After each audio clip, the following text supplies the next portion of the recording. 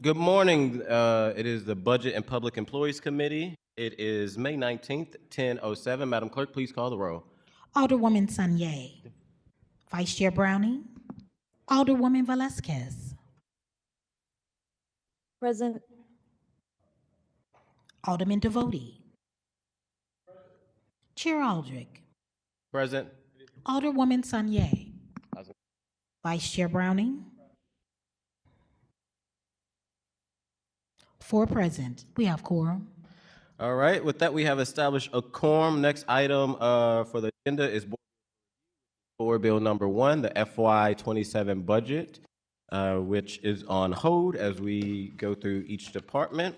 And the next budget for review will be Board Bill 12, introduced by myself. So I will turn it over to Vice Chair Browning. Thank you, Chair Aldridge. You are recognized on Board Bill 12.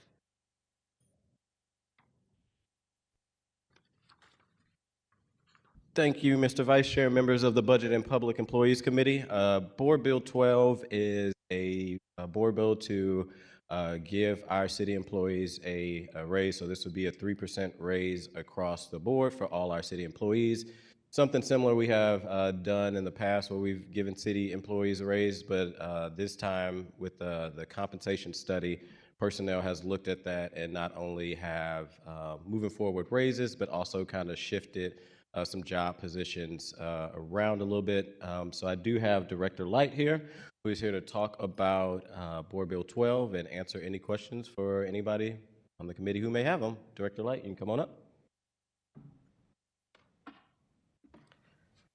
Thank you, Chair Aldridge, Vice Chair Browning, members of the committee. My name is Brian Light, Director of Personnel for the city. Board Bill 12 does a few things. In terms of the compensation classification study that was referenced, what we're doing here is taking a lot of the minimum salary ranges and moving them to within 5% of market, which is significant. And I want to highlight some of the differences that is making. For our building inspector 1, for example, moving that minimum means that we're moving that 24.8%. That's a 24.8% increase. That means that 25% of our building inspectors will receive a 20.7, almost a 21% increase in their salary. As we look at utility workers, that minimum will move up 22%, meaning 90% of our utility workers will receive almost a 9% increase. And as we look at our tree trimmers, they'll see their minimum move up 10%, meaning 15 of our tree trimmers will receive a 13.5% increase. So this is a significant movement, and those are just a few examples of what we're talking about. We're also opening up those ranges, so we're no longer seeing defined steps in those ranges, but those ranges are now open, which gives us greater flexibility in terms of what we do. As mentioned, we're also proposing a 3% increase for all civil service employees moving forward into the new fiscal year. Language is also added to allow appointing authorities more flexibility in what to offer for starting salaries. We used to have to offer first step, and that was unfair for those candidates coming in with relevant experience beyond the minimum qualifications. So what I did was provided some guidance to those appointing authorities and allowed them to have a wider range in terms of what they could offer for a starting salary, which I think will make us more competitive moving forward. We also took a look at salaries upon promotion, and typically under the current ordinance, 5% was what you could obtain upon promotion unless you came to us and asked for an advance promotional starting salary. Under this new ordinance, you receive 5% per pay grade that you're increasing. So if you were at pay grade 210, for example, and you're moving up to pay grade 216, now you're eligible for 30% starting salary. You get 5% for each pay grade that you're moving up. So it allows us to be much more competitive as we're moving forward into this new pay ordinance. Those are the basic changes in this pay ordinance. With that, I'll open it up to questions. All right, thank you. We'll go ahead and start with our most senior. Madam Clerk, do we have any members online? Sorry. Yes, we have Alderwoman Velazquez. In that case, Alderman Velazquez, do you have any questions? I do not have any questions. Thank you. Thank you, Director Light, for being here. Thank you. Alderman Devoti. I do have a question, Director, but before I say that, I would like to thank you for your work on this. I think this is an example of one of the incremental steps that we're taking here at City Hall to make our positions more competitive, to not only draw qualified folks, skilled folks into the city service, but also maintain them within the service once they get here. So thank you for your work on this. I do think it's very important. And Madam Clerk, if you would add me as a co-sponsor. My question, Noted. Director, has to go in connection with the interplay between this particular board and the budget that we're now considering, and we have been considering over the last 2 weeks. I know that just about, well, every single department that's appeared in front of us, we've talked about positions, we've talked about salaries, and we've talked about the budgeted amount for the 26-27. My question is, assuming this bill passes, how will this affect those numbers that we are now considering in the 26-27 budget under Board Bill 1? That's a great question. We have worked very closely with the budget office, and we have ensured that this is something that we can move forward with into fiscal year 27. We're confident that we can move forward with these numbers. This is a challenging budget period, and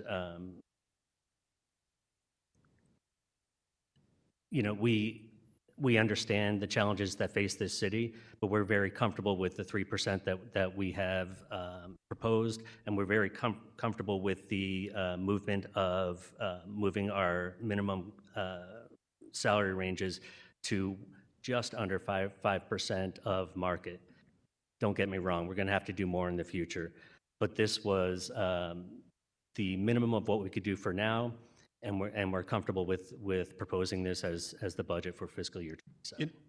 In other words, assume Board Bill 22 passes, you're telling us that it won't interfere with that budget that we're now considering under Board Bill 1 for 26 with respect to pay of employees as budgeted.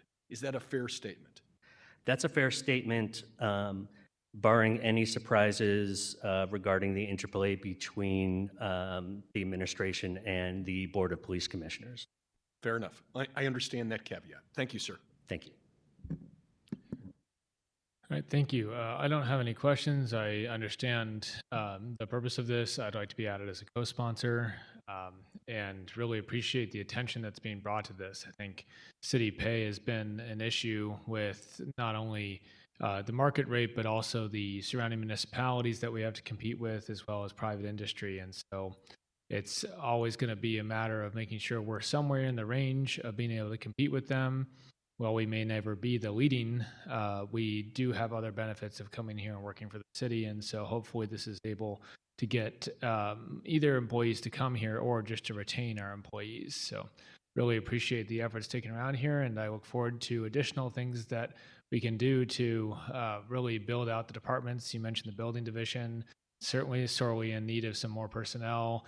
Our streets division, our just, you name it, we've got vacancies that need to be filled that will really affect the lives of our residents. And so your department is absolutely integral in that, making that happen. And I'm looking forward to just seeing what other advancements we can make. I think this is a great step. Thank you, Alderman. And with that, Madam Clerk, do we have any public testimony? We have none. And if you don't have any other speakers, Alderman, you are recognized to close. Thank you, Vice Chair, members of the board. I think this is a step forward to kind of change the position around to be able to bring people up, as well as a 3% raise. I appreciate the work that the personnel department has done, and Director Light, not only with this one, but also recently that just passed this last week at the Board of Aldermen, the one-time lump sum payment for city employees, really trying to show that, their value, and we need to make sure that we keep them here. So with that, I would ask for a due pass recommendation on Board Bill 12. Thank you. With that, I'll accept a motion for a due pass recommendation for Board 12. So moved. So moved. Second. It's moved by the Alderman from the 5th, seconded by the Alderwoman from the 6th. Madam Clerk, please call roll. Alderwoman Sanye. Vice Chair Browning. Aye. Alderwoman Velazquez. Aye. Alderman Devoti. Aye. Chair Aldridge. Aye. Alderwoman Sanye. 4 aye votes. With that, Board Bill 12 has passed. Alderman Aldridge, the chair is back to you. All right, thank you. With that, we will move on to the next item of the agenda, which is committee discussions, where we will hear from the Assessor Office at 10:30. So I'll take a motion to go into recess to 10:30. So moved. Second. So moved and seconded by both Alders, moved by the Alderman from the 5th, seconded by the Alderman from the 9th, that we go into recess at 10:30. All in favor, aye. Any opposed? Motion carries.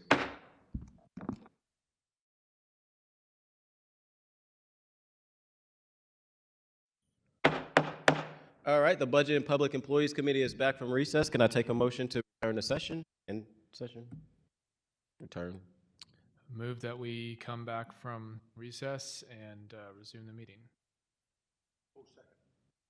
All in favor, aye. Aye. Any opposed? Motion carries. All right, with that, we are back and we are diving into our committee discussion and hearing from departments around the budget. Today is our last day to hear from departments. We will hear from the Assessor's Office, Affordable Housing Commission.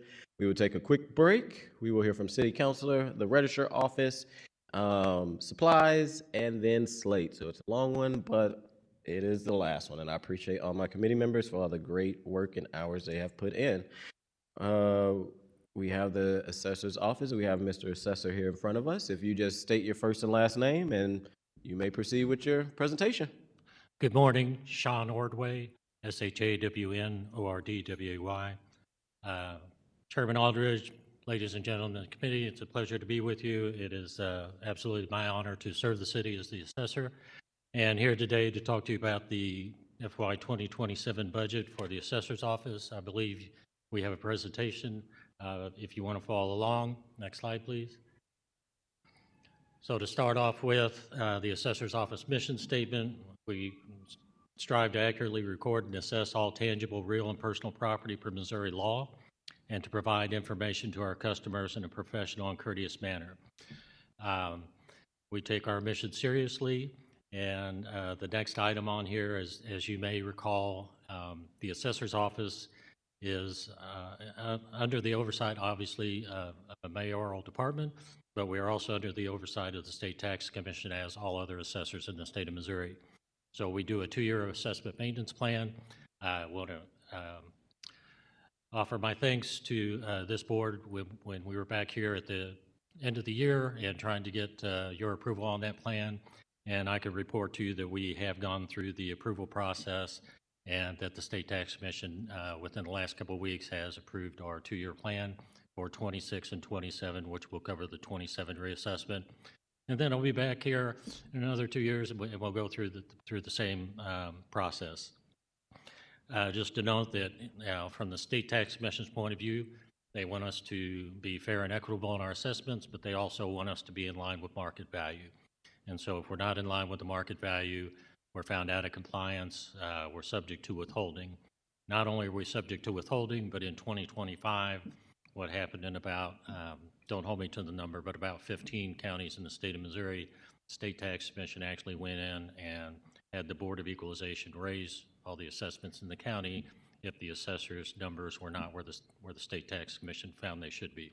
So that's the kind of scrutiny that we're under, and to date we've never had that kind of process have to happen in the city on our watch, and we don't plan to. Next slide, please. Just gives you an overview of assessed value history here in the city, the last 40 years. And, you know, in the recent era, what you would notice is that the orange or red line is commercial and fairly flat or stagnant. The gray line is personal property. It generally is, we gain about as much as we lose, and so it's pretty flat every year. It's had a little bit of spike with the increases in especially used vehicles that came around after COVID. But what you really see is the blue line, and that's what's driving the overall increase, and that's due to the residential property. Next slide, please. So for property taxes, we take the assessed value and then we marry it with the tax rate, and that provides us with the tax amount. And so this is just showing you how much taxes has actually been collected. The green line is the personal property. Again, that's been fairly static.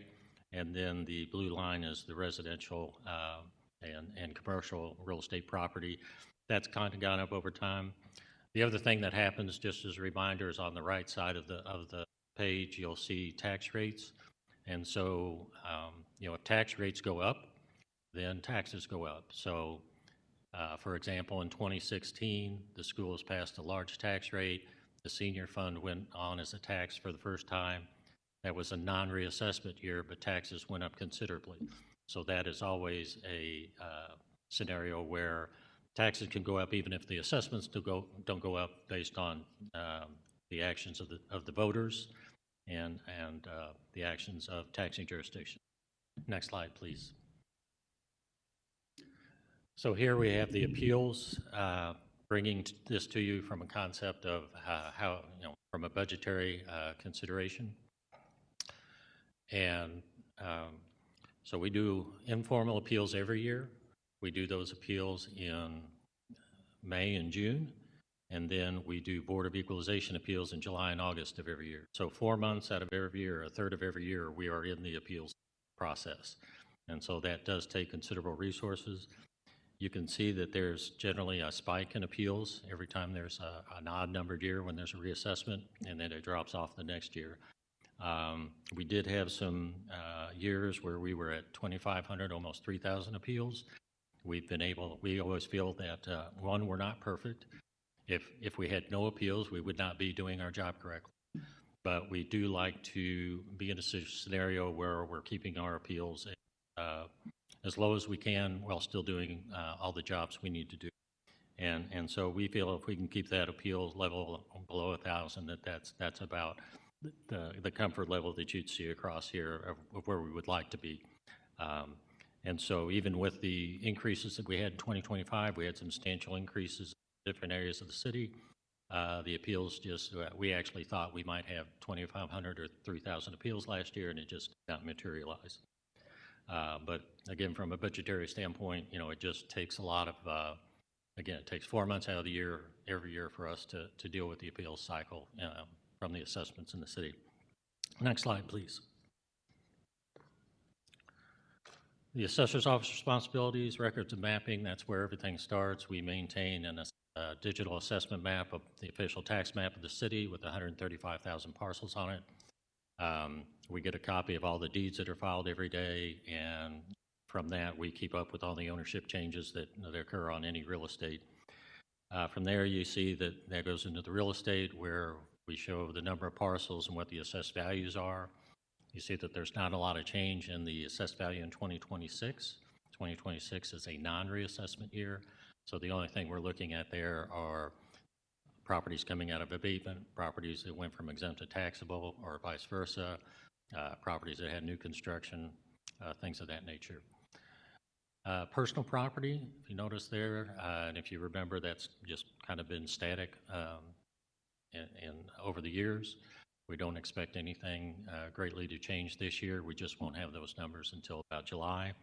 But it's our biggest public facing part of our office, actually. We get over 100 people a day on average that come to deal with the personal property issues, and then when you do emails and phone calls, it's probably more like 300 a day on average. And so it's just a large part of the service that we provide to the citizens. Next slide, please. This is just a look at our personnel over time. So in 2015, we had 65 employees. In 2020, we went to a new system. We agreed to eliminate some positions to help pay for that system. And then we've lost a few positions since then. So we're at 60 employees. You can see the breakout between the different sections. Right now, we have 6 vacancies, which is about 10% vacancy for us. And we're trying to get those filled. The customer service one is hurting us the most. That's where we have the most turnover, but that comes back to the personal property, trying to take care of all the citizens. We just do a lot better job when we're fully staffed. So trying to get that accomplished. Next slide, please. For this budget cycle, we met and want to give a shout out to Paul Payne and his department, and also to the personnel department. We met with them considerably and tried to figure out a way to make changes. And basically, we were told, well, you can do that. You just don't get any new positions. So with the existing 60 positions, we were going to stay with 60, but we made 2 changes. This is probably the most significant one. So this is the abatement and exemption analyst position. We have one of those on the payroll right now. We're adding a second. The reason why is that one person was responsible for all of these special projects in the assessor's office. And the thing that's really happened is the senior property tax freeze credit. That started in 2024. You may remember that in St. Louis County, St. Charles County, when they did those programs, they actually hired many people to facilitate those programs. And here in the city, we hired 0 people. We have just absorbed it. So basically what's happening is we're using the equivalent of probably 2 FTEs out of our appraisal staff to take care of all of those applications and getting those processed every year. It's just been taken a lot away from other areas of the office. On the exempt properties, we went out and actually we do the best we can with trying to maintain and monitor those. We had a couple of, I guess, higher profile situations where we put some properties back on the books that were vacant and boarded, no longer being used. And that caused us to get some scrutiny from the press, well-deserved. And basically they pointed out that there might be several more properties that we needed to consider. And so we don't like being in the position where the press is telling us what properties we need to go out and look at. So adding this position should give us a lot more ability to do a better job of maintaining and going out and looking at those properties. The other thing that we've added to this list that falls under this position that will help us with is the after the tornado was May the 16th, and within 2 weeks, this body approved the occupancy law that allowed the assessor to make adjustments to property tax for people that were displaced by the tornado. So thank you for that. So all of that fell on this position as well. And then what we have going forward is with that occupancy law, it changes the way we do residential new construction in the city. And so we'll be looking at that as we go in for this year and every other year, because now the law, and that will be handled by this position as well. So it's just vitally important that we added the position. On the revenue side, next slide, please. What's happening here is we have 3 major ways we're funded. One is by the state of Missouri. One is by a percentage of property taxes collected, and then the rest of our budget is made up by city general revenue. And so really we've been fairly stable in how the office has been budgeted, how the incomes have come in. And then what's happened this year is through the state of Missouri, through the budget process, they cut about $3 million of the funding that goes to the assessors for parcel reimbursement. That money got actually reinstated during the House and Senate deliberations. So the way it passed right now, we would still lose about $160,000. There is a chance, our lobbyist for the Assessors Association has reached out and told us that, he wouldn't be shocked if the governor did a line item veto still. And if that happened, that would drop down to about $100,000 of reimbursement from the state, and we would be looking at roughly $350,000 loss in state funding. So had the legislative folks from the mayor's office, the city's lobbyist, Paul Payne, others, they're all aware. We're all keeping an eye on the issue, and right now we're just waiting to see what will happen. So Paul has assured me that we're going to be okay for the 2027 budget, that, and I'm just going to rely on his word that is the case. Next slide, please.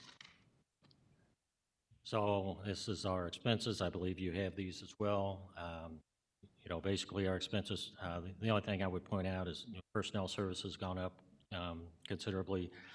The contractual and other services, we spend more in a reassessment year than a non-reassessment year. So that's always going to be a case where the odd number of years are going to go up for contractual and other services, and they're going to dip back down in the next year and then go up again.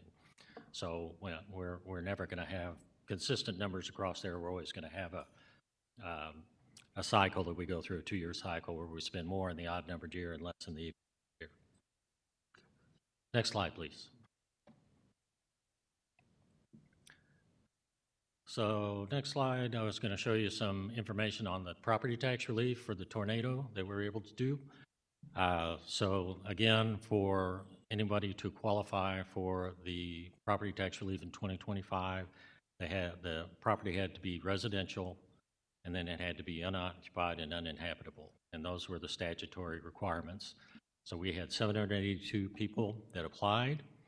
We had 672 applications that were approved, 110 denied, and we ended up removing about $1.3 million off of tax bills at the end of 2025 for those 672 taxpayers. So that's what the relief that we were able to gather for 2025.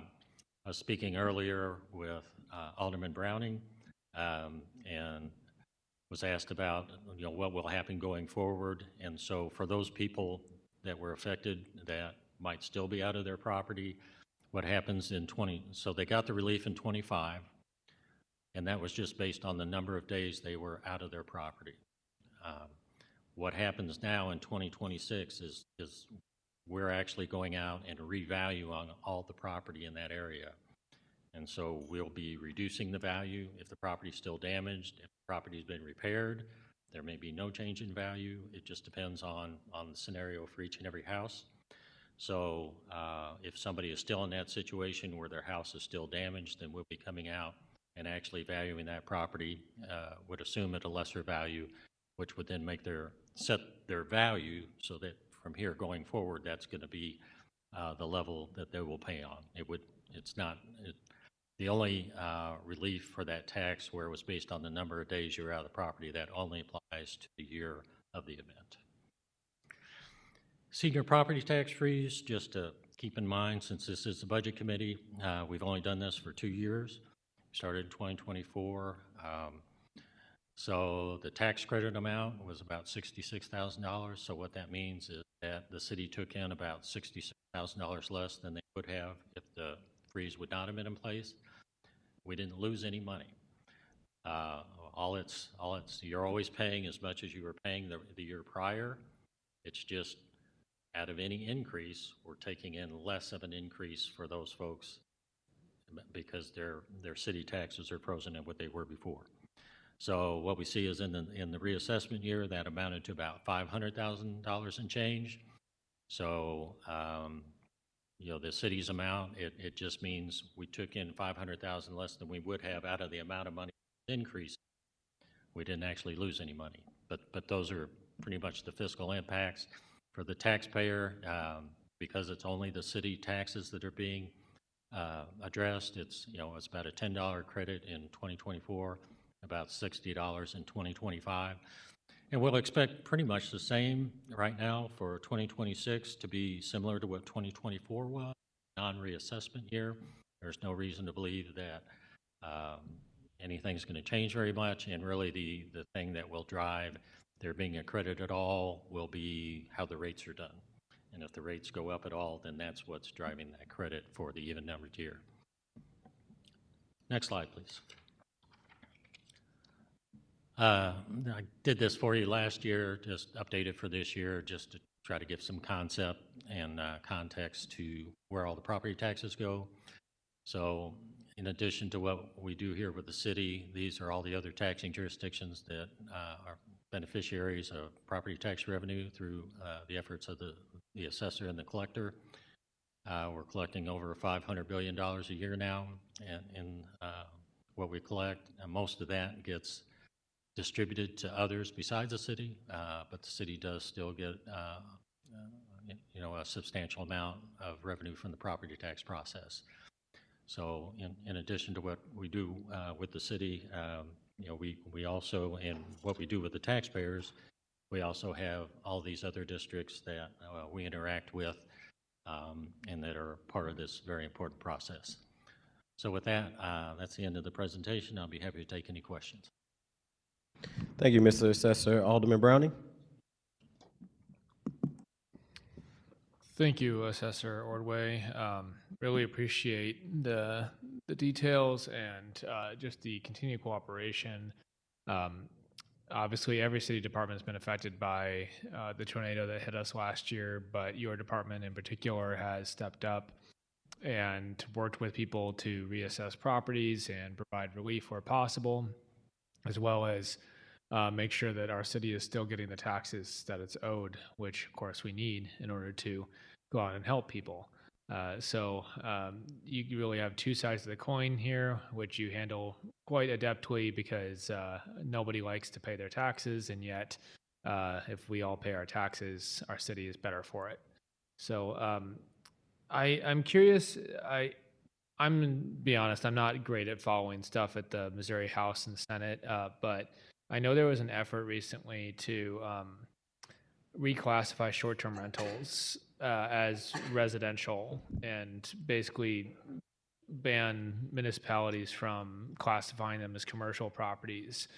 I am trying to figure out if that actually passed or not, but if that were to happen, what would you view as the impact on our ability to, and just on the tax impact of classifying short-term rentals as residential and not commercial? Sure. Well, thank you for your comments. They are appreciated. Concerning the short-term rental legislation, basically there was a large push overall to change many property tax components in the legislature this year. All of those nothing actually passed. And so at the end of the session, there were a couple of bills dealing with the subject matter of the short-term rentals and the classification. They started piling onto those bills with a lot of other things. In the 11th hour, they all failed. So none of them passed. That doesn't mean nothing will happen in the future. It just means nothing happened this year. There was a push last year, and nothing happened last year also. So we just followed the law. If that were to change, we have prepared fiscal notes for the legislature. I don't have those numbers off the top of my head, but I'd be happy to send them to you. But basically, if we have a property that's residential and we change the classification to commercial, it's roughly going to double the tax amount that person pays. So if it was $2,000 residential and we change it to commercial, they'd roughly be paying $4,000. And that's because the assessed value is higher for commercial, and then the tax rate is higher. And those two things combined virtually would double the amount. So from that perspective, we're just trying to follow the law. And when we do assessments, we assess property based on the use of the property. That's how we classify it. And so that's why those properties get changed to commercial, and why there's an effort to change the law to make them not that way. But as far as like the city's regulations, we don't have anything to do with that in the assessor's office. We're just looking at the use of the property and how it should be taxed. Thank you. I appreciate that answer, and I realize you're not going to maybe get into the perhaps more politically hairy pieces of this where your job is to follow the law, and I appreciate that perspective. And I think that it's also refreshing to me to hear that you are following what the Missouri legislature is doing, seeing as how that affects your job, and that's really important for you to keep track of that. I'm obviously concerned about the tax impact if we were to not be able to tax these as commercial, but I also personally feel it's wrong to be using your property for a commercial use and then be taxed as a residential property. At that point, I don't know what the city's interest is in having short-term rentals if we cannot tax them for the businesses that they are. We'd be better off having long-term residents who contribute to their communities and buildings. But that's my opinion. I really appreciate just the numbers that you brought here and showing how the city is bringing in.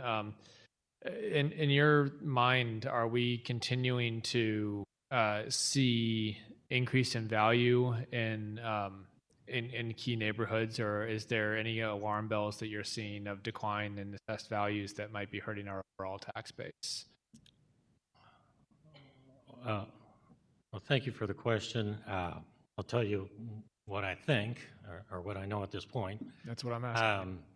So it seems like on the residential side, properties in good condition and in good locations are continuing to do well. It's probably not as sharp of an incline as it has been maybe over the past, but it's still going up. We don't have any indication as we go into 2027. I believe the indications that we're looking at are that overall residential properties are still a little higher. They're going to be a little higher then than they are now. We have challenges. We have the tornado area, for one, which obviously we're looking at losses in value on thousands of properties. And so, that's going to have an offsetting impact on that. Commercial properties are still a challenge. It's much more of a mixed bag with commercial property as far as which sectors might be doing better than others. Downtown office has been a struggle and a challenge. The commercial hotels downtown were suffering tremendously from COVID. They seem to have bounced back to some degree from that, so that's been positive. Industrial properties seem to have been holding their own. Retail property has been hit and miss and a struggle. So it's just, we've kind of seen this flat trajectory on commercial. For the information I have right now, I just would expect that I don't expect anything different from that, just what I know right now. Well, thank you. I appreciate that answer. I'm not trying to trap you or get you to say something controversial. What I'm trying to get at is just that the idea that, again, we pay for our city services with these tax bases. We cover that commercial pay about twice the amount that residential do. Well, I'm relieved to hear that residential is holding strong in a lot of areas. I am very concerned about the loss of commercial taxes in some of our really economic drivers in the city, downtown specifically. So I think that's important to keep an eye on. It's easy for us to kind of bandy about solutions saying, well, let's just convert downtown to residential, except that would be half the taxes that we get from those buildings. So there's a need to diversify and make sure that we have really a good amount of each type of property use and make sure that we're continuing to get those taxes that, again, go back into our city departments to be able to deliver excellent services. So your office is a huge part of that, and I appreciate the way you handled the job. I have no more questions. Just, again, I think you've been so helpful as we've worked our way through this challenging year, and I just, again, want to express my gratitude for that. Thank you. Our employees are doing everything they can. I will pass that on. Alderwoman Taye. Thank you, Chairman. Good morning, Assessor. morning.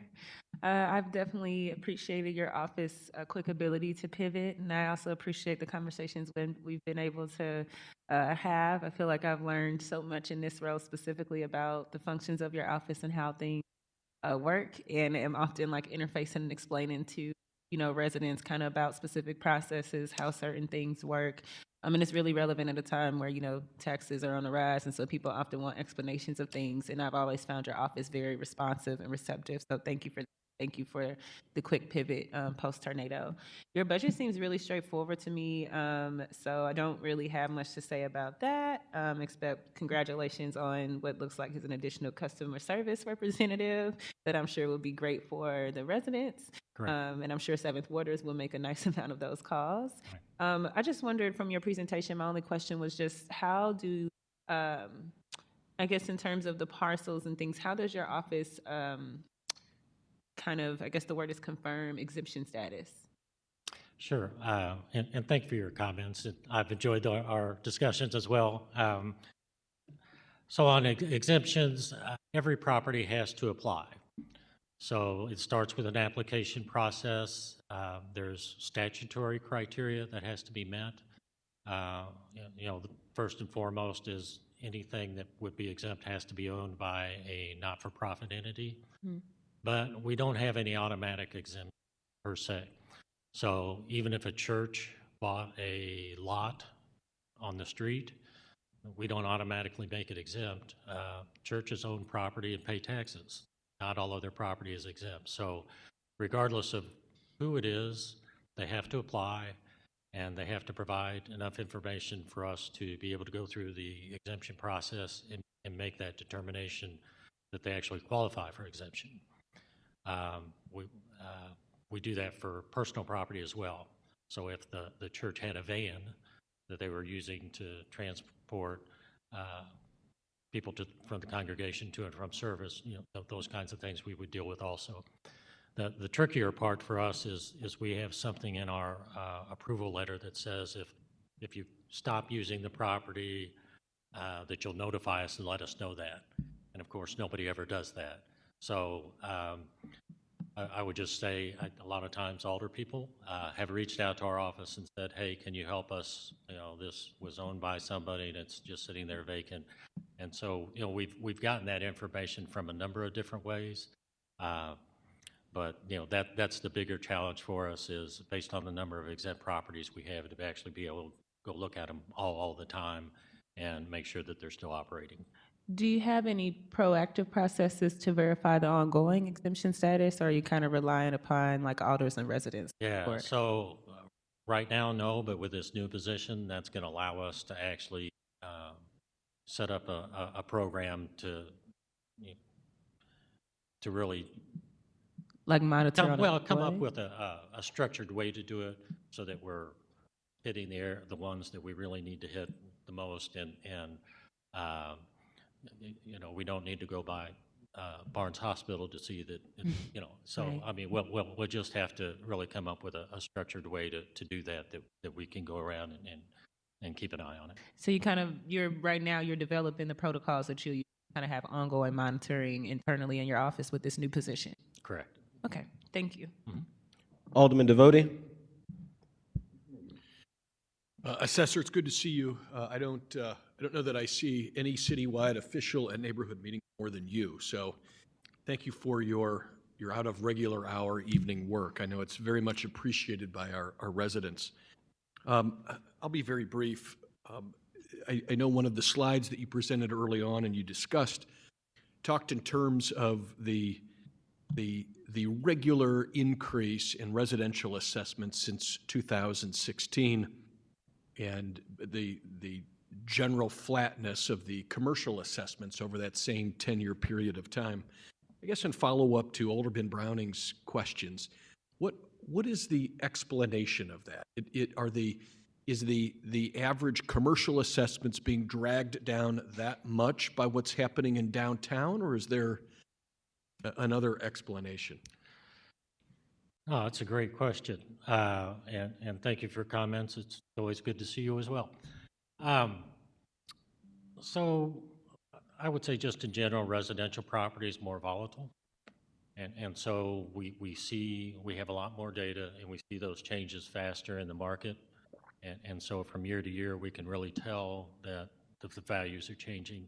The commercial, even if things weren't as flat as they are, commercial properties, it just operates differently. So most leases are 5 to 7 to 10-year leases. And so by the time it takes for property to, say, be at a market level of $10 a square foot rent, and for the market to change over time to get to $12 or $14 rent, it actually does take a little more time often for that to show up.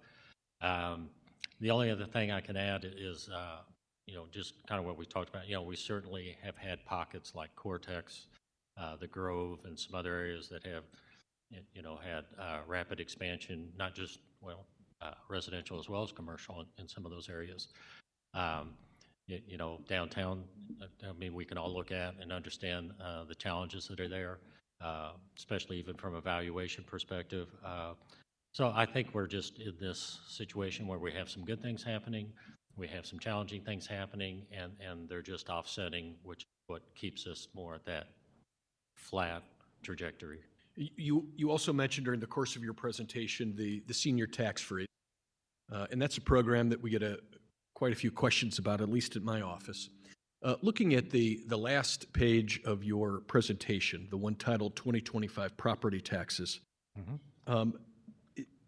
is it fair to say that the line marked city revenue is the only line that comes into the city's general revenue? I believe so. There's city debt service, which is a separate line, so it would not go into, I'm not sure that would go into general revenue. Fair enough. And the debt service, though, is dedicated for a particular purpose, and that's to address debt, correct? Yes. And when we talk about senior tax freeze, again, to make sure we're all on the same page, the freeze affects essentially just the line item titled city revenue. That is correct. In other words, if SLPS passes a bond issue that raises their tax rate, that particular item that also folks pay would not be affected by the freeze. Fair? That is correct. Okay. And so what we often see from year to year is that a senior may apply and their application would be granted, and from year to year, their tax payment stays even because those other items are slowly increasing. The city has frozen. So they don't see a reduction, but they also don't necessarily see an increase. Well, the way I would explain it is I try to use simple examples. So if you had a $1,000 bill and your bill went up by 10%, so it's going to go to $1,100.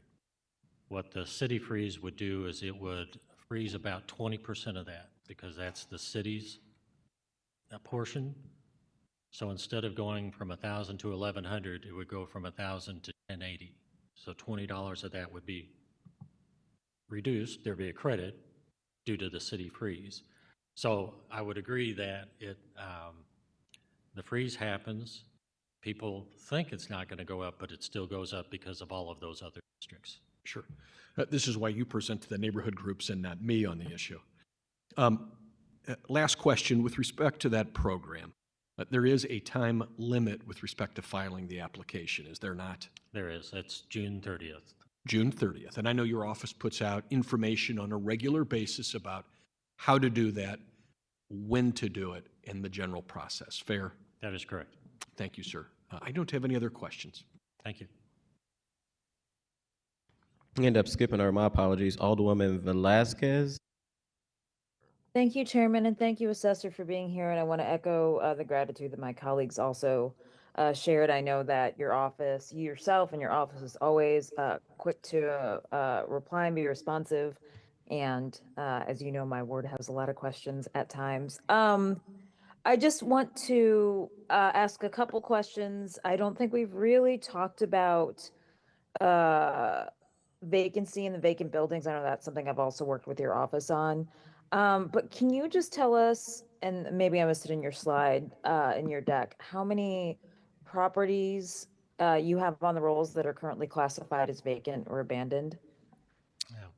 Yeah. First, thank you for your comments, Alderwoman.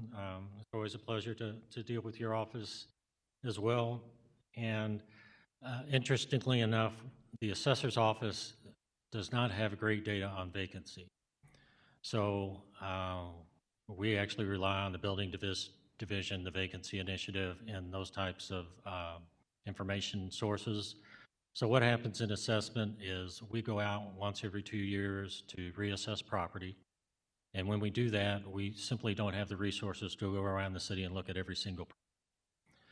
And so we do have some, obviously, for anything we do look at, if it's vacant and boarded, we would notes of that in our files, but we don't cover the whole city in 1 2-year period. It takes us about 6 to 8 years to get around the whole city.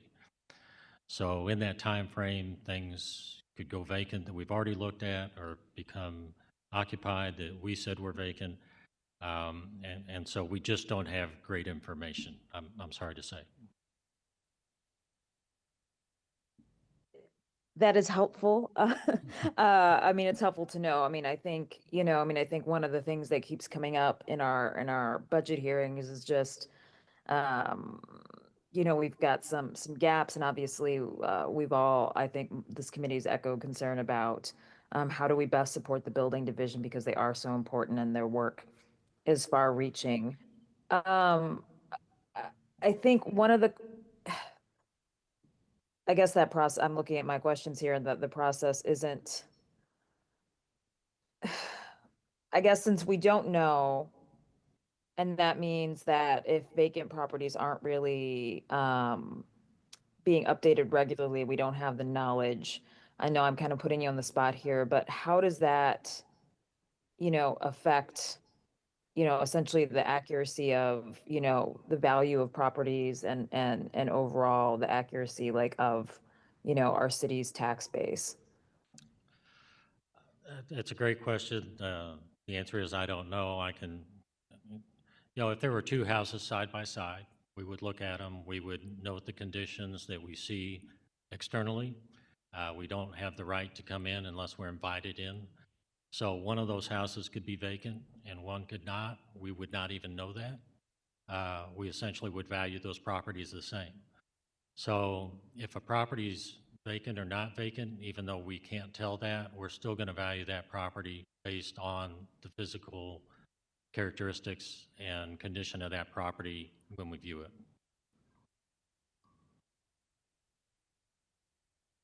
I have worked with your office. I mean, I think one thing that, I don't know if you have numbers, I mean, one thing that does seem to be, that I've seen and I've heard anecdotally across the city, I'm not saying it's a huge problem, but it is a problem of, I mean, how many buildings do you see that, for example, that are registered to do nonprofit work or registered as nonprofits? And, we've worked with your office that they've been reassessed to not be that because, for one, I had one that was essentially abandoned and condemned and, no operations could actually, it was impossible to have any, to use that building for anything. So I know that your office, worked to reassess it. But how often do you see that in the city?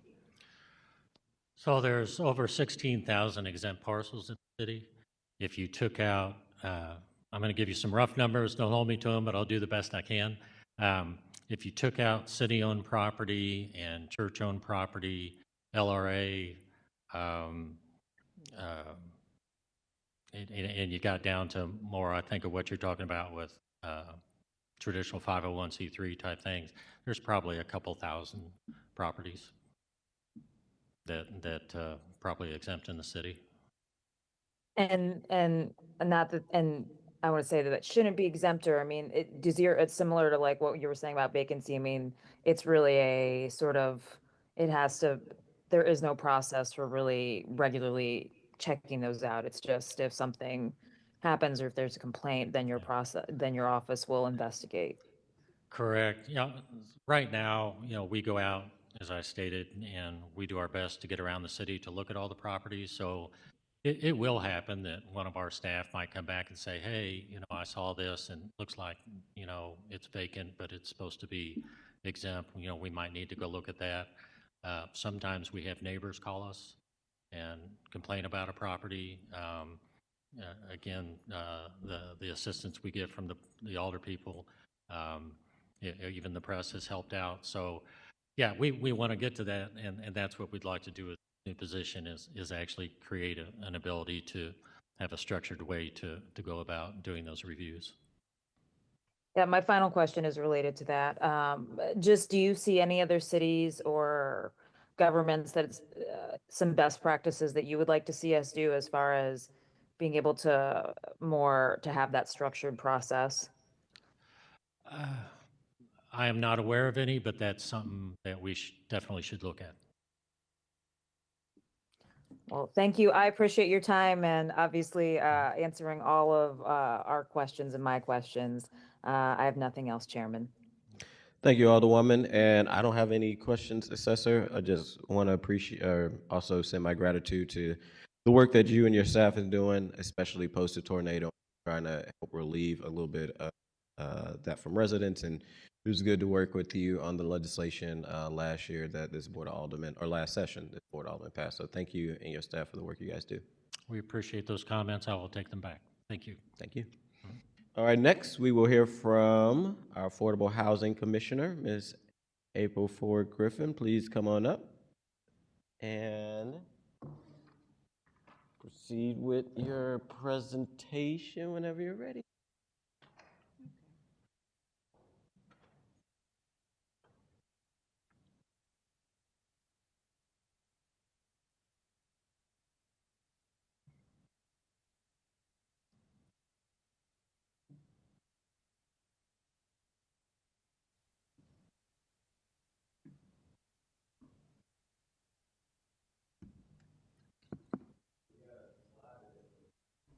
I sent the slide, but I printed out the hard copy for you as well. Oh, there we go. Let's see.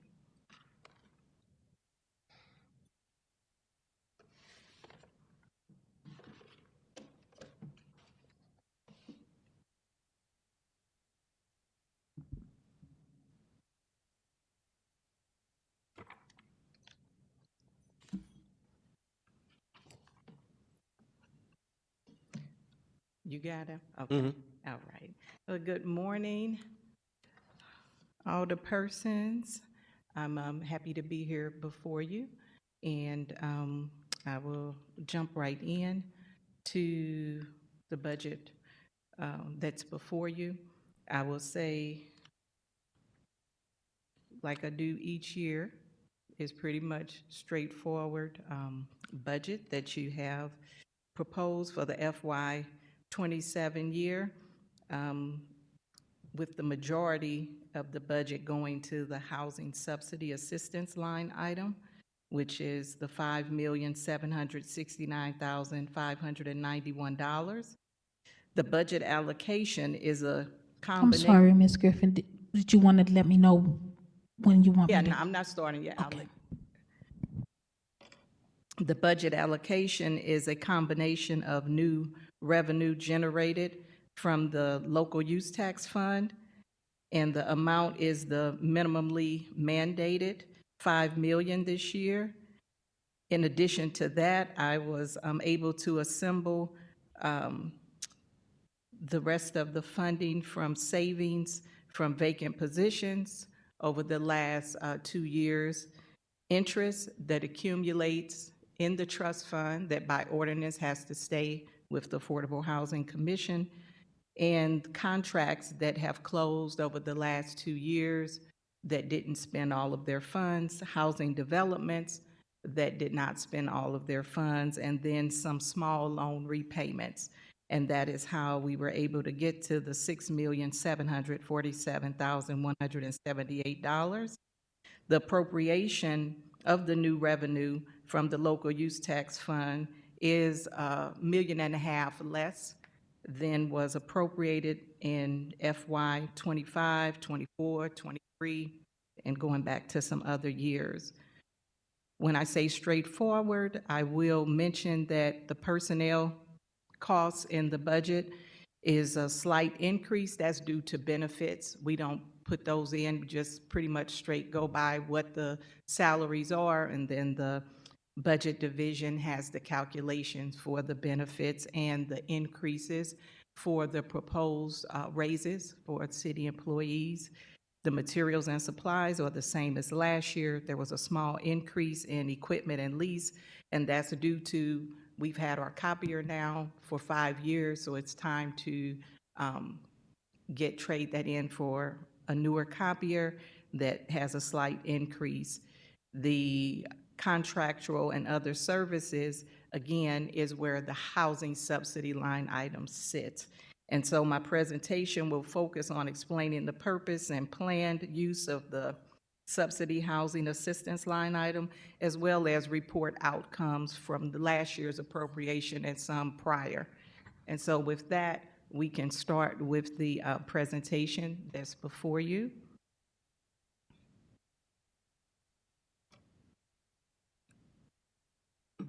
The City of St. Louis Affordable Housing Commission, as most of you probably have heard me say, was established by ordinance and then amended again in 2002. We oversee and administer the Affordable Housing Trust Fund. The trust fund was created by a vote of the people. I always say anybody could have taken the initiative to do it, but it was the people of the city, the housing advocates, that got out and worked hard and went to other cities to learn how to create it and came back and got thousands of signatures, got it on the ballot. The whole intent and purpose was to create an annually renewing source of funds to create housing that was affordable for low to moderate income people and provide housing services. In that, through negotiations, healthcare for those who are not insured or underinsured was added, and $3 million each year for demolition. And so by ordinance, the trust fund receives at least the first $5 million raised by the City of St. Louis. Use tax, I want to mention again, that's the floor, not intended to be the ceiling. 40% of the trust fund dollars are required to benefit individuals serving at or below 20% of the area median income or extremely low households. So I gave you a little information right below that that gives you, as of the 2025 per HUD's AMI, which is the area median income charts, 20% AMI is an individual who would only have one person in their household, can make no more than $15,596. A family of 4 would make no more than $22,280. And we can serve individuals with some of the funding all the way up to 80% AMI. That means a single individual household can make as much as $62,400. Family of 4 can make as much as $89,100. I think that's important for the simple fact that majority of St. Louis fits within that income range, and oftentimes people think when you say affordable housing, they think that means you're bringing in housing where individuals don't work and take that as less desirable, going to take your property values down, and that's not true. As you see, a person can make a pretty decent income and still be able to participate in the services and housing provided with the funds. The next page, I won't read through. It lets you know more about the type of support that we give to try to expand the supply of affordable housing, whether it's rental or for sale, new construction or renovation. But within our ordinance and our mission, we are tasked with providing a wide range of diverse types of programs, from education to home repair to rent, utilities and mortgage assistance, legal representation, conflict resolutions through mediation, and homeless shelters, various types of homeless prevention programs. The next slide, please. The commission opens a competitive funding round every year, soliciting proposals from nonprofits, faith-based agencies, housing organizations, and developers who are solving affordable housing problems in the city. The commission roughly awards $5 million annually, depending on the budget. The Affordable Housing Commission has awarded over $157 million since it was created in 2001. And here, I just wanted to let you see on this chart what the funding levels were. You will notice in FY '22 to FY '24 that where there was the highest spike, that was because of ARPA. So that was those higher spikes there. And then in FY 2025, this is post ARPA. You can see we're coming back down to around the 6.5 million. Last year, we were down to right below that amount. In the earlier years, you see some spikes. It was higher because then there was more funding appropriated out of the funds, local use funds that were generated. We can go to the next slide. Each year, we receive approximately 80 to 90 proposals where they're submitting applications, and 1/3 of the dollars have been invested in expanding St. Louis affordable housing stock, and 2/3 of the funding has been invested in affordable housing programs and services. We have listed the various categories. I wanted to report out to you from last year's appropriation that in FY 2026, the Affordable Housing Commission received 80 funding application requests, and we were unable to fund all high-quality proposals. All housing programs received a 20% cut across the board in grant funds last year. You see below that the amount of requests that were submitted for grants and developments, the amount that was funded, and the total program or project costs as a comparison. We can go to the next slide. Okay. The Affordable Housing Commission is efficient with its use of trust fund dollars. 85.3% of the funds appropriated last year from the budget was awarded directly and invested in affordable housing services and housing development programs, not programs, projects through grants and loans. The FY '26 investment of $4.05 million supported $49.5 million worth of programs and services, which were carried out by 37 local nonprofit agencies performing 45 programs, many of which are homeless service providers. The Affordable Housing Commission invested $1,414,000 in construction of 57 mixed income affordable homes. Those 57 housing units were rental homes that were created, and the trust funds used to assist those 57 created a total of 342 mixed income housing units.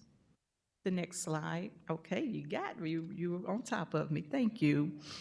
I just wanted to also share with you, show the distribution of the funds awarded last year. They go across a wide scope of program activities, ranging again from education and counseling and financial literacy to housing construction. The largest percent supporting homeless prevention services. We can go to the next slide.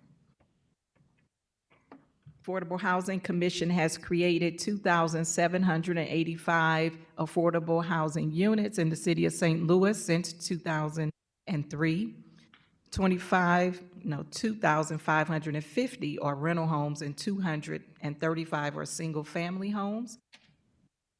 And that chart shows you out of the 2,785 assisted units, 7,214 units were developed.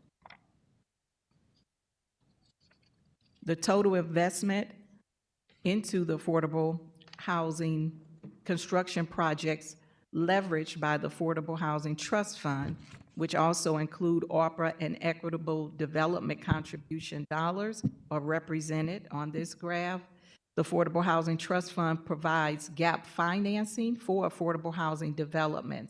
This chart illustrates how the trust fund's cumulative investment of $50.285 million since 2003 has attracted a little over $1 billion in outside dollars for a total investment of $1.127 billion, supporting the expansion and preservation of affordable housing in the city of St. Louis.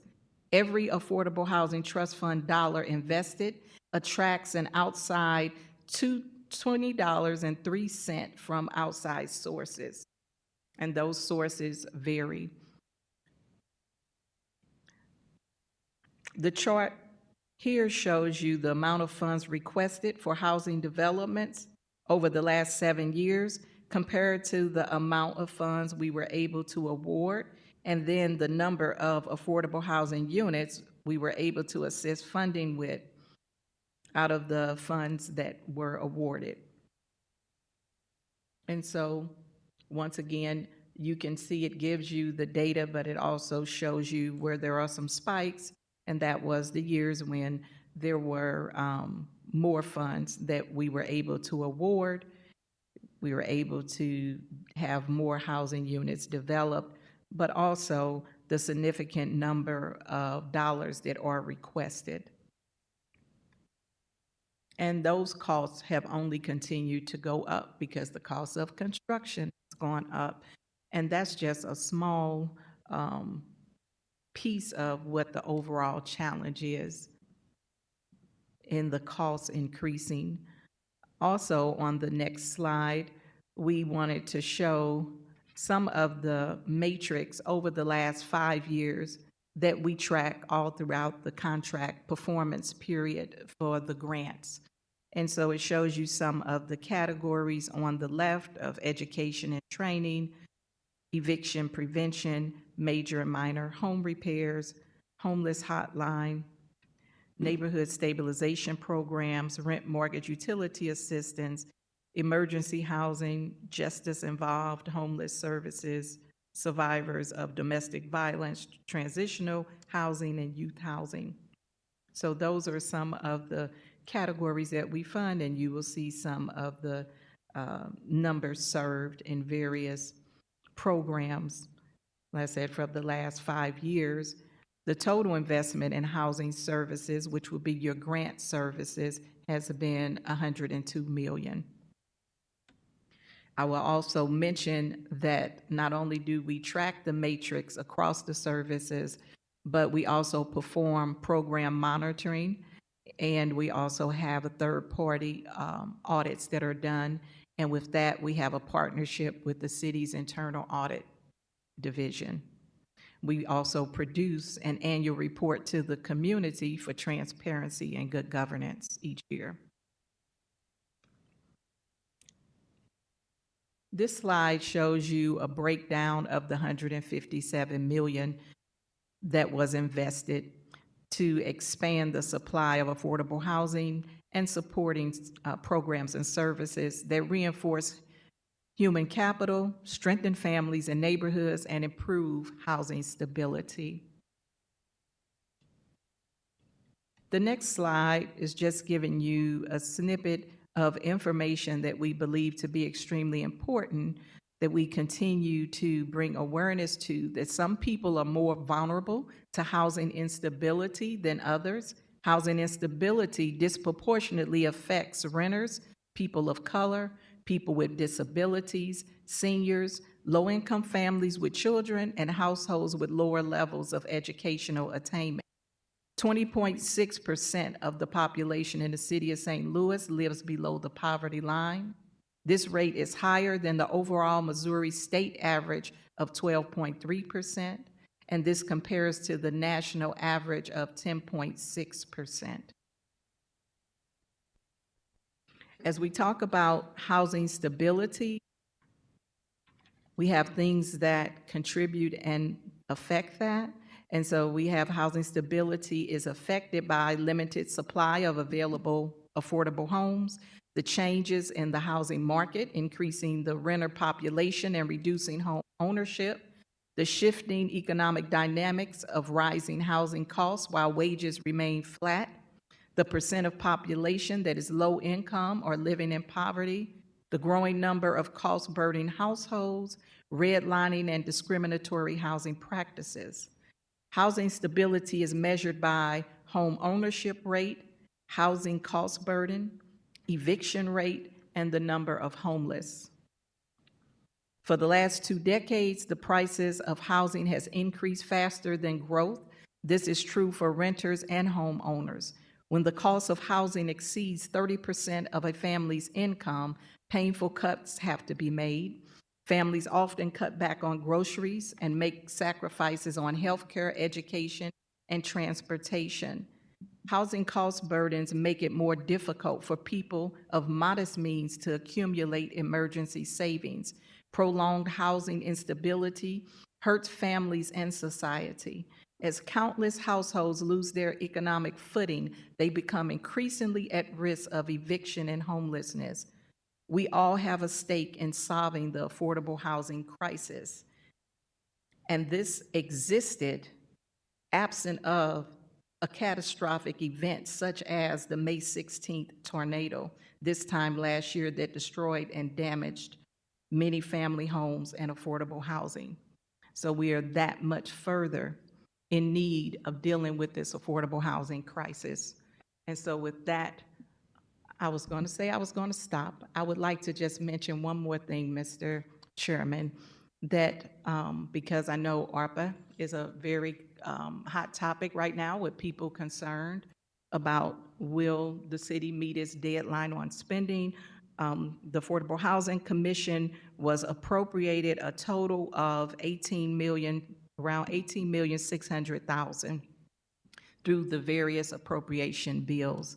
To date, the amount of funds remaining to be paid out is $139,197. All of the funds are under contract. Those are just funds that they've received half of their contracted amount. And when they submit 75% of their receipts, and we verify it through the title company, and then we release the second half of their advance. So that 139,292 is mostly the second half of some small advances, and then $38,494 is from an increase that was added to Doorways Cooper House.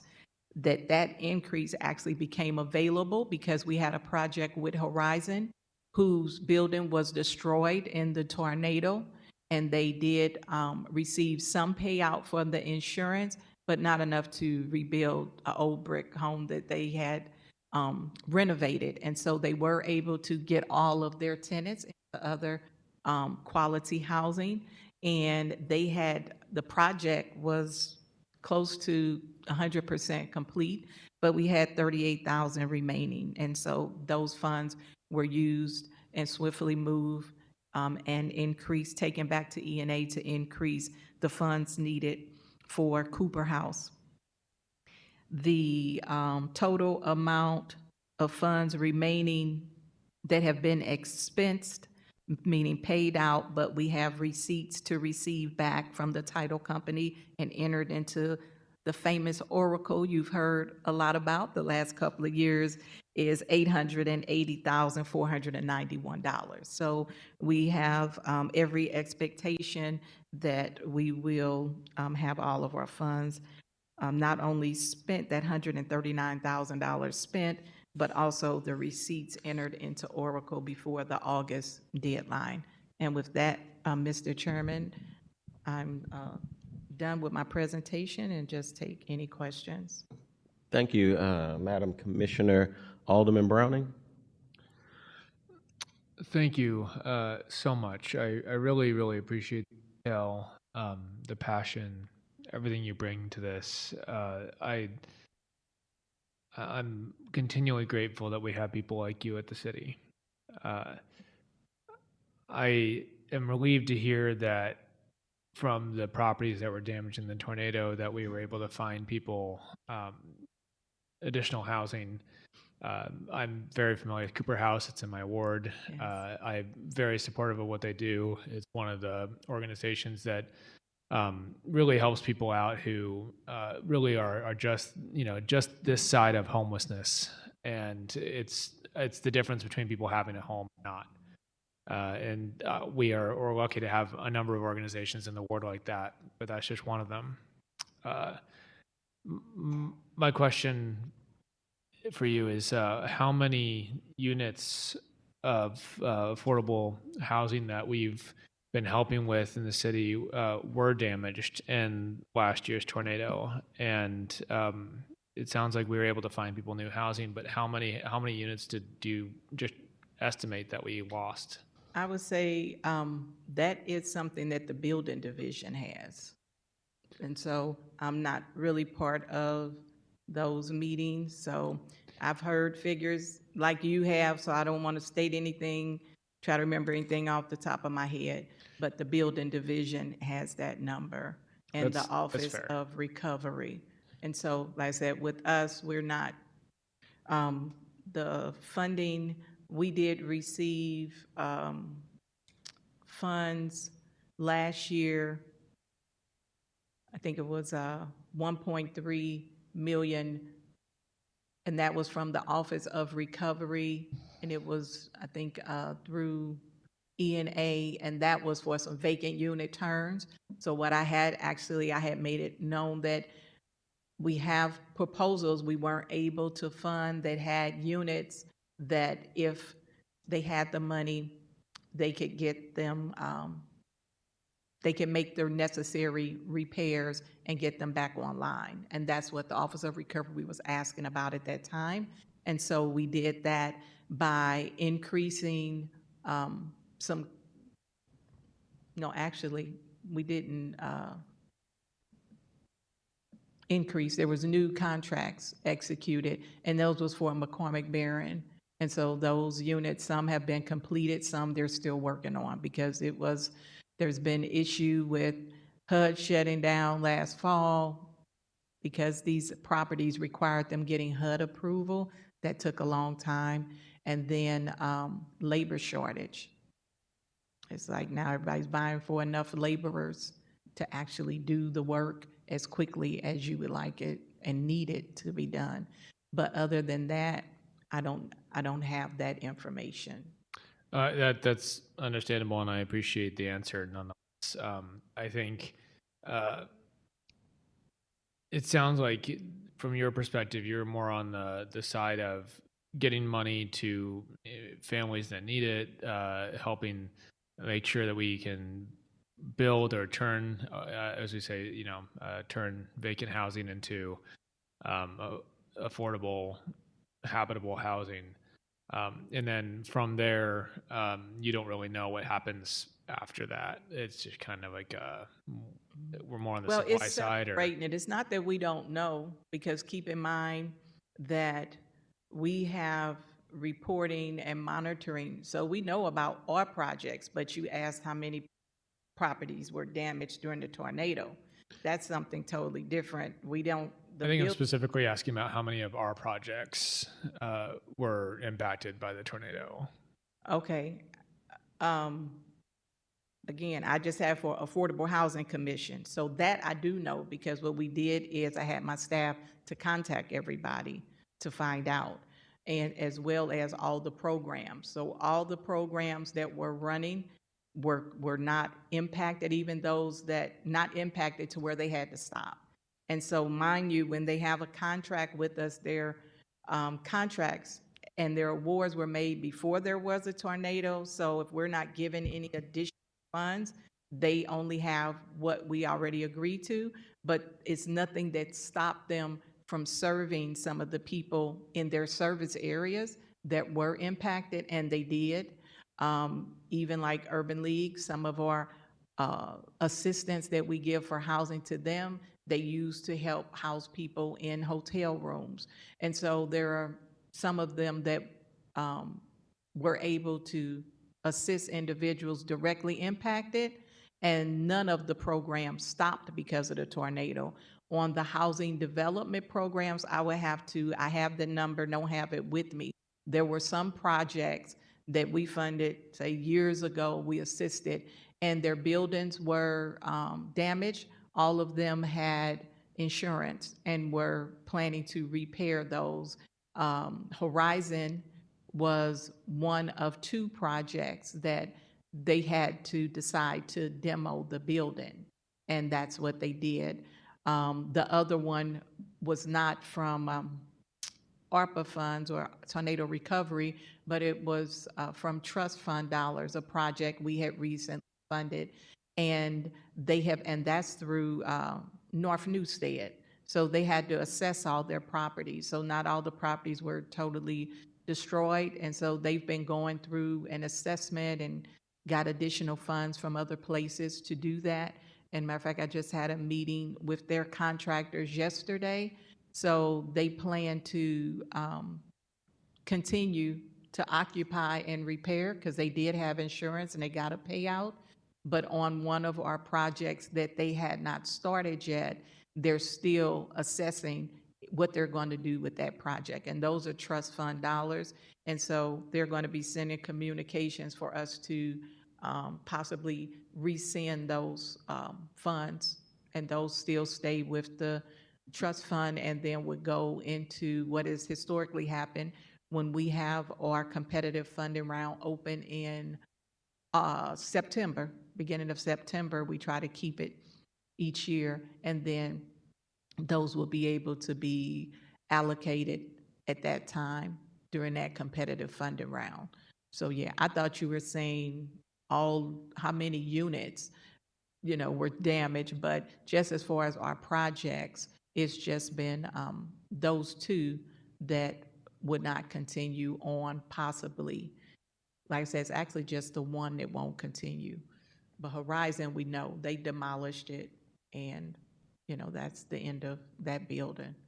I appreciate the answer. Yeah, sorry I wasn't clear. I think my interest is where the Affordable Housing Trust Fund is affected, not necessarily the entire picture. I just like the assessor before you. I really appreciate the pivots that every city department has made to really respond to the impact of this tornado, and understand this has been a tough year for everybody in terms of just having to figure out, okay, what now? And I think your office is in particular really an important part of that, because we've heard about a number of the people that have been impacted by this who have that are of lower income, that maybe were what we would call housing insecure, and that their only unit that they could afford was something that maybe was passed down to them from a family, or something they didn't have a high payment on. We've definitely heard and read in the news of people who are moving out of St. Louis now because they lost their home and they are not able to find something in a comparable price range that they would feel comfortable moving to. And so the importance of having the available housing is just, it's of the utmost importance, because although if we don't have places that are in that price range, or where people can get the assistance needed, then we do lose them. And I think that's harmful to the communities that they're in, harmful to them, to the families themselves, and ultimately harmful to our city. So you're doing, as they say, the Lord's work here, and I really appreciate the attention and the care with which you approach this. Thank you. I appreciate it, and I do it with the help of my staff.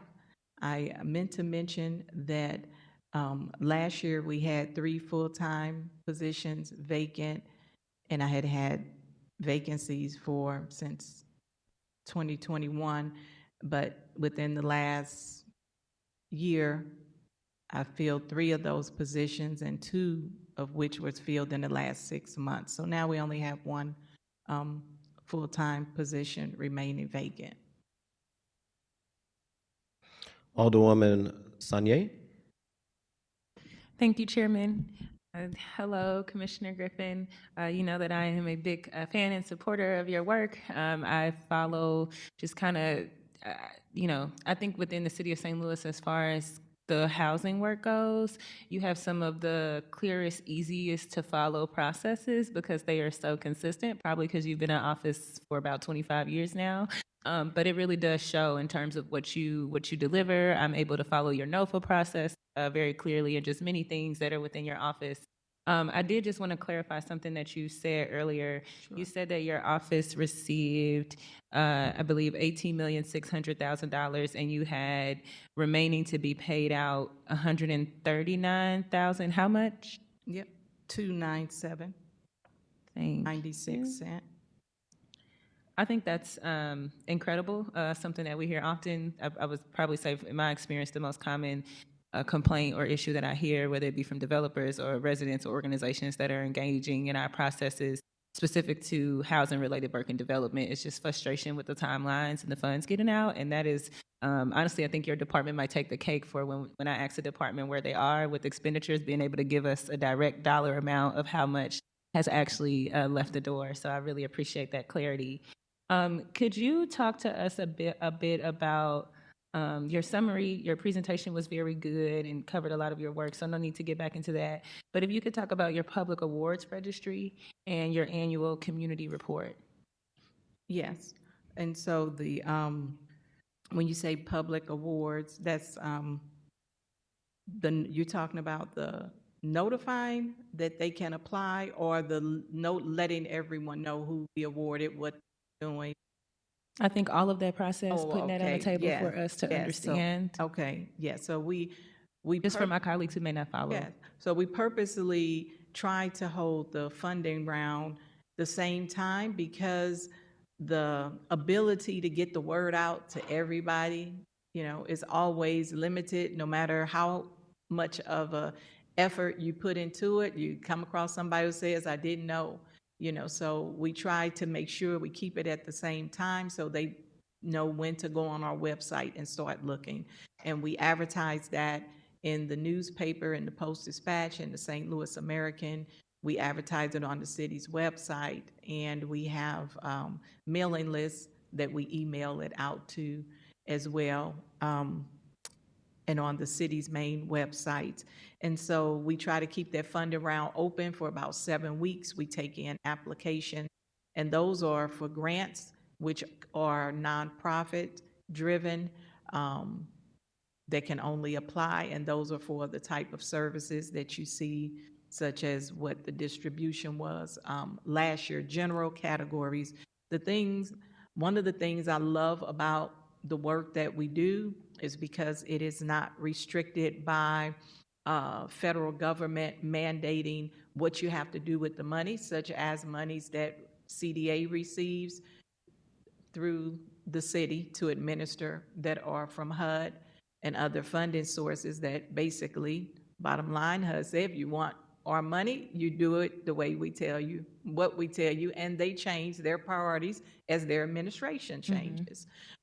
With this, it was led by the housing advocates, what the mission should be, the type of work and services, and we're able to have categories, but allow for out-of-the-box type of programs and services and housing initiatives, such as we were appropriated through ARPA tiny homes. We had never done tiny homes, but doesn't mean we can't do it.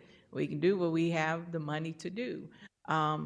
So we were able to provide funding to the Veterans Tiny Home Projects, which those homes were about $45,000 each to build, and that was with a lot of volunteers, but they have everything they need in there, meaning they have running water, utility. They built a office building on site to do their intake. They're going to be building a community center. So it is a very comprehensive program that they have.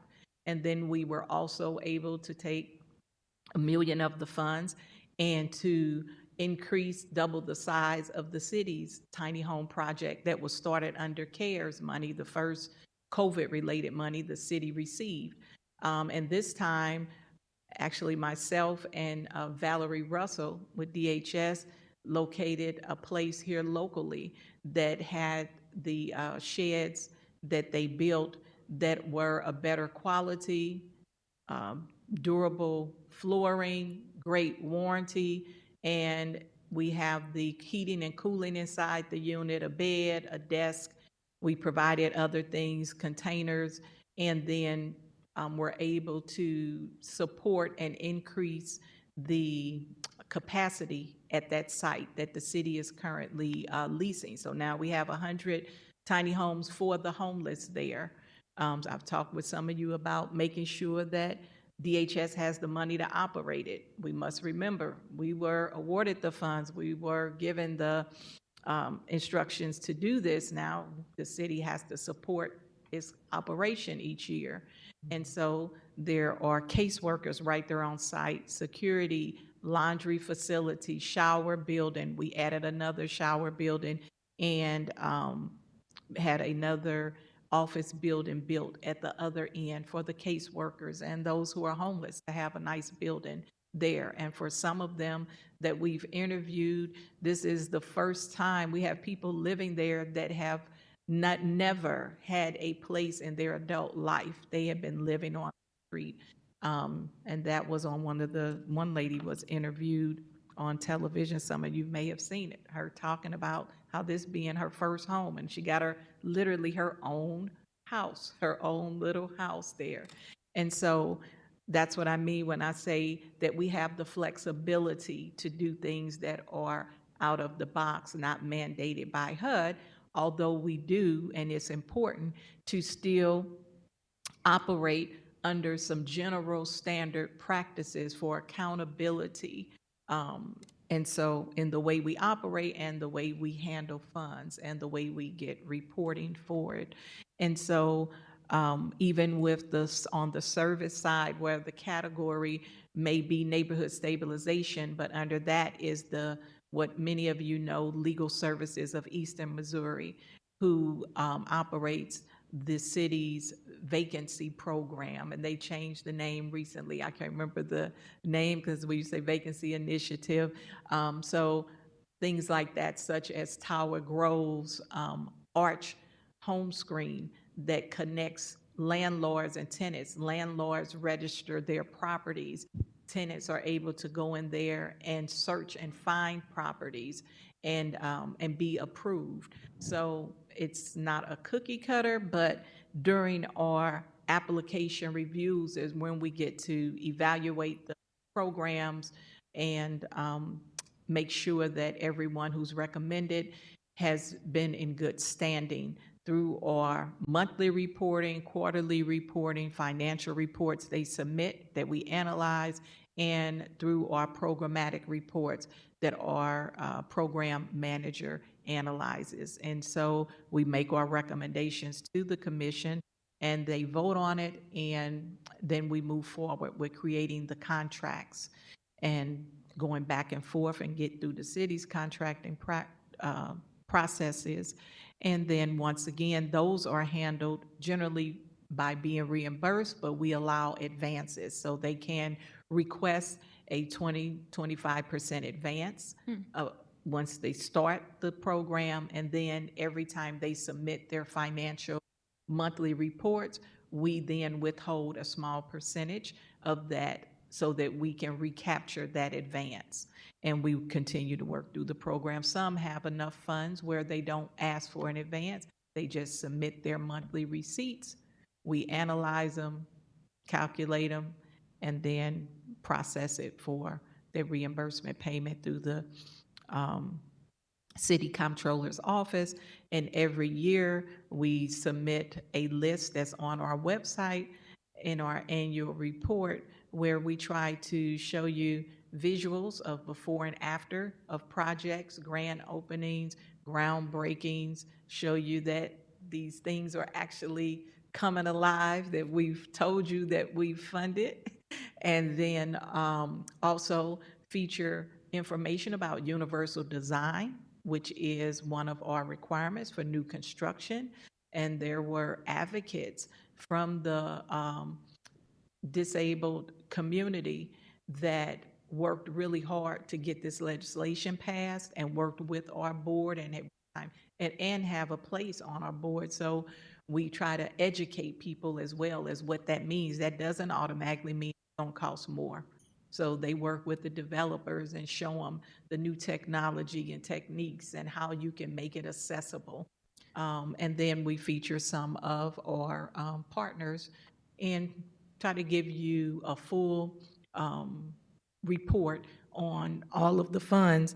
As I stated, for this proposed budget, it will be the 5.7 million roughly going into next fiscal year. So we always award all of those funds out. I try to get all of those out the door because we have more than enough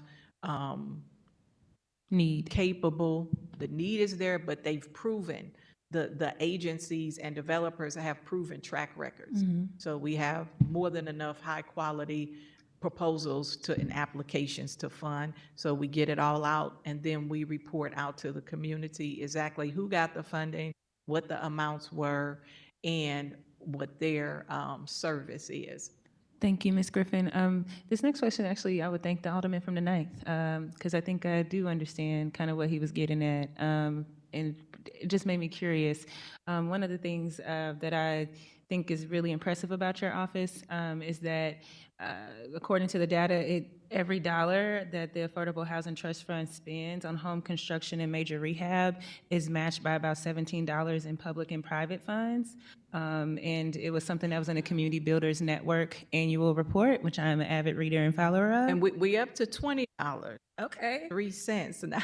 Okay. And so leverage is. I think that's really good. And then I also noticed that most of the loans to developers and home buyers from your department are repayable, which means that those resources can be reinvested back into the community over time. Yes. And so with that context, and given Alderman Browning's question, I am curious about what your conversation or working relationship, if any, has been with the Office of Recovery, given that a huge part of their work will be around home repair, home stabilization, some of the functions that your office has and that you've existed for 25 years. You have a clear track record. You kind of have a lot of the things set up that I think when people come to committee, honestly, especially for the tornado recovery meetings that the Budget Committee hosts, they mention us all the time, like, where's the money, what's going on, and you need to have some of those processes set up. So I am curious about the relationship there. Yeah, I would say the way that the flow has worked, the Affordable Housing Commission is not really involved in the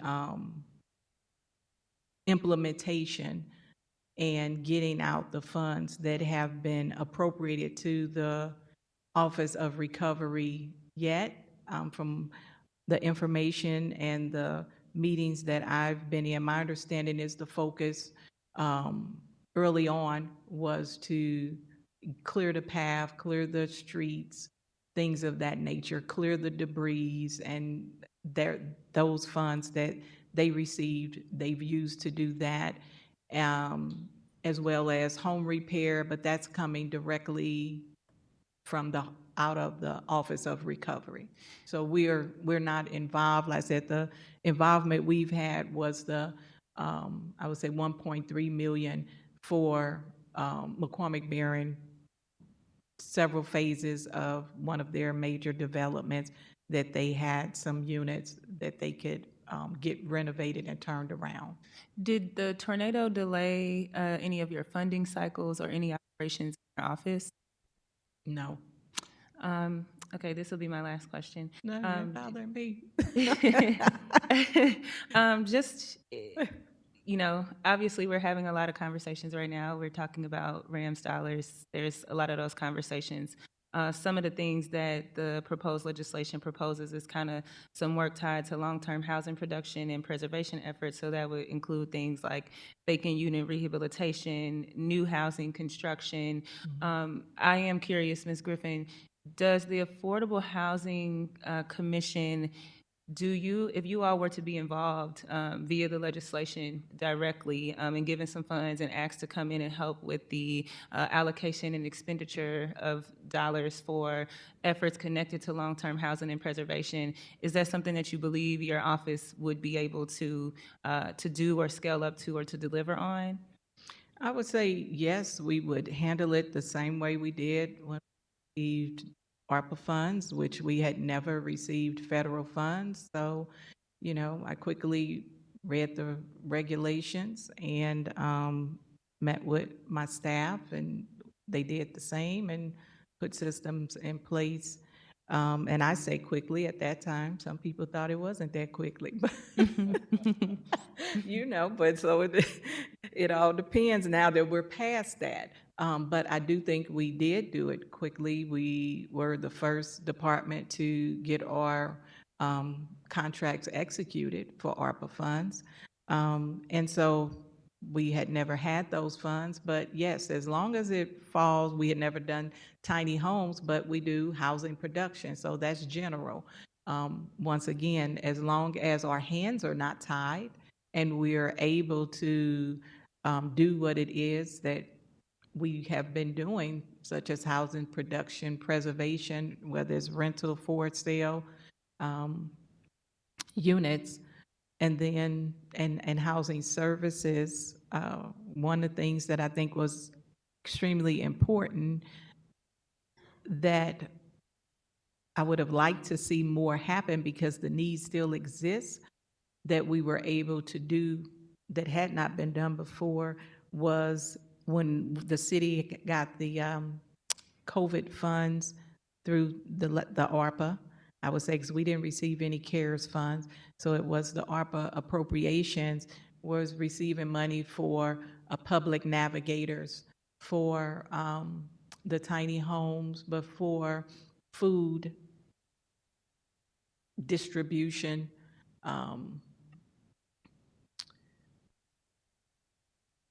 Give me 1 second. I'm trying to remember the exact category y'all created. But it was food distribution, and but it wasn't just distribution. It was the creation of the. It was the. I'm sorry when I say I don't want to say creation. It was production, as well as distribution, and so within that there were projects like urban farming, something we've not done before, but we had the RFPs and administered the programs, legal aid, legal assistance, and well as mediation. So it was those eviction prevention programs that were very necessary. The thing that sometimes is a challenge and can hinder and decrease the number of people served is when you get these lump sums of money and we're able to have the legal assistance program, the mediation between the tenants and the landlords, and then you spend all that money, and then within the trust fund appropriation annually, we are not able to absorb all of those services and at the level that they were at. We did successfully take on some of those, such as eviction prevention and continuing the mediation services. And it was a couple more. The home repair, we were not able to continue on a significant scale, but once again, we always do the best we can with the funds that we receive. The food and the farming would have been nice to continue once again, because we know we have food deserts, and they were able to get fresh raised, farm raised, locally food to seniors who have health issues, to youth who work in schools, even teach teachers how to create these gardens on the land that the school had. And so those were programs that were worthy of continuing if the funds, became available again. Excellent. Thank you for the answer to that question. I think that's really important to have on record. I would just, I feel like one of the mistakes that I've made that I didn't know I was making when I was making it when I first became an Alder, we were having conversations kind of on the back end conversations about ARPA, and then even on SODC's board, some of those conversations. And I would say, in my opinion, I think one of the mistakes that I've been a part of and just didn't realize I was doing at the time is reinventing wheels when there are departments and areas within the city that already exist to do that work. And so in terms of, some of the ongoing funding conversations, I'm really interested in how we can tap into departments such as yours that already exist, that already do this work, that already have relationships, already have a public process spending your dollars out. You already have an annual report. You already have a way to show the work that you've done and show what it's done afterwards. You already are kind of known by folks in the community because you've been doing the work for quite some time, whether that's residents or developers. So I'm very interested in how we can make sure that your office is a part of potentially maybe some other funds that are coming through RAMS, or maybe even just figuring out, I think there's some work that's specific to recovery that should stay in a recovery office, but I think there's other work that it would absolutely make sense for your departments to do, and that would be beneficial across the board. So I really appreciate your work putting these things on record today, and really commend you for getting those dollars out the door and just all the work that you've done for our service. I will always be a strong advocate for your department and for the work that you've done. I have found it to be just some of the most consistent, high quality, well-trusted work across the board. Thank you. Well, I thank you, and my staff thanks you, and they certainly appreciate all of the comments that show that they're recognized, that they work hard, and have been very just compassionate about the work that they do and stuck through it. So. Alderwoman Velazquez.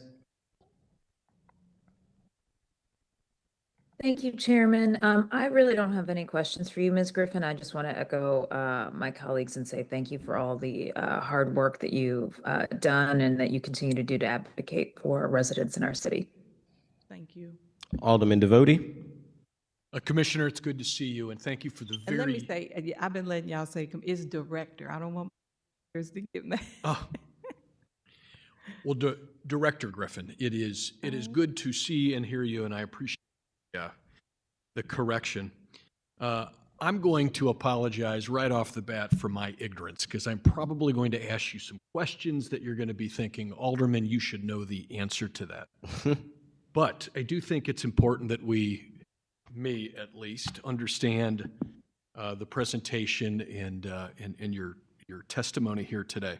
Yeah. Specifically, there are 3 slides I'd like to ask you questions about, if you don't mind. And Madam Clerk, maybe if we could start with slide numbered 6.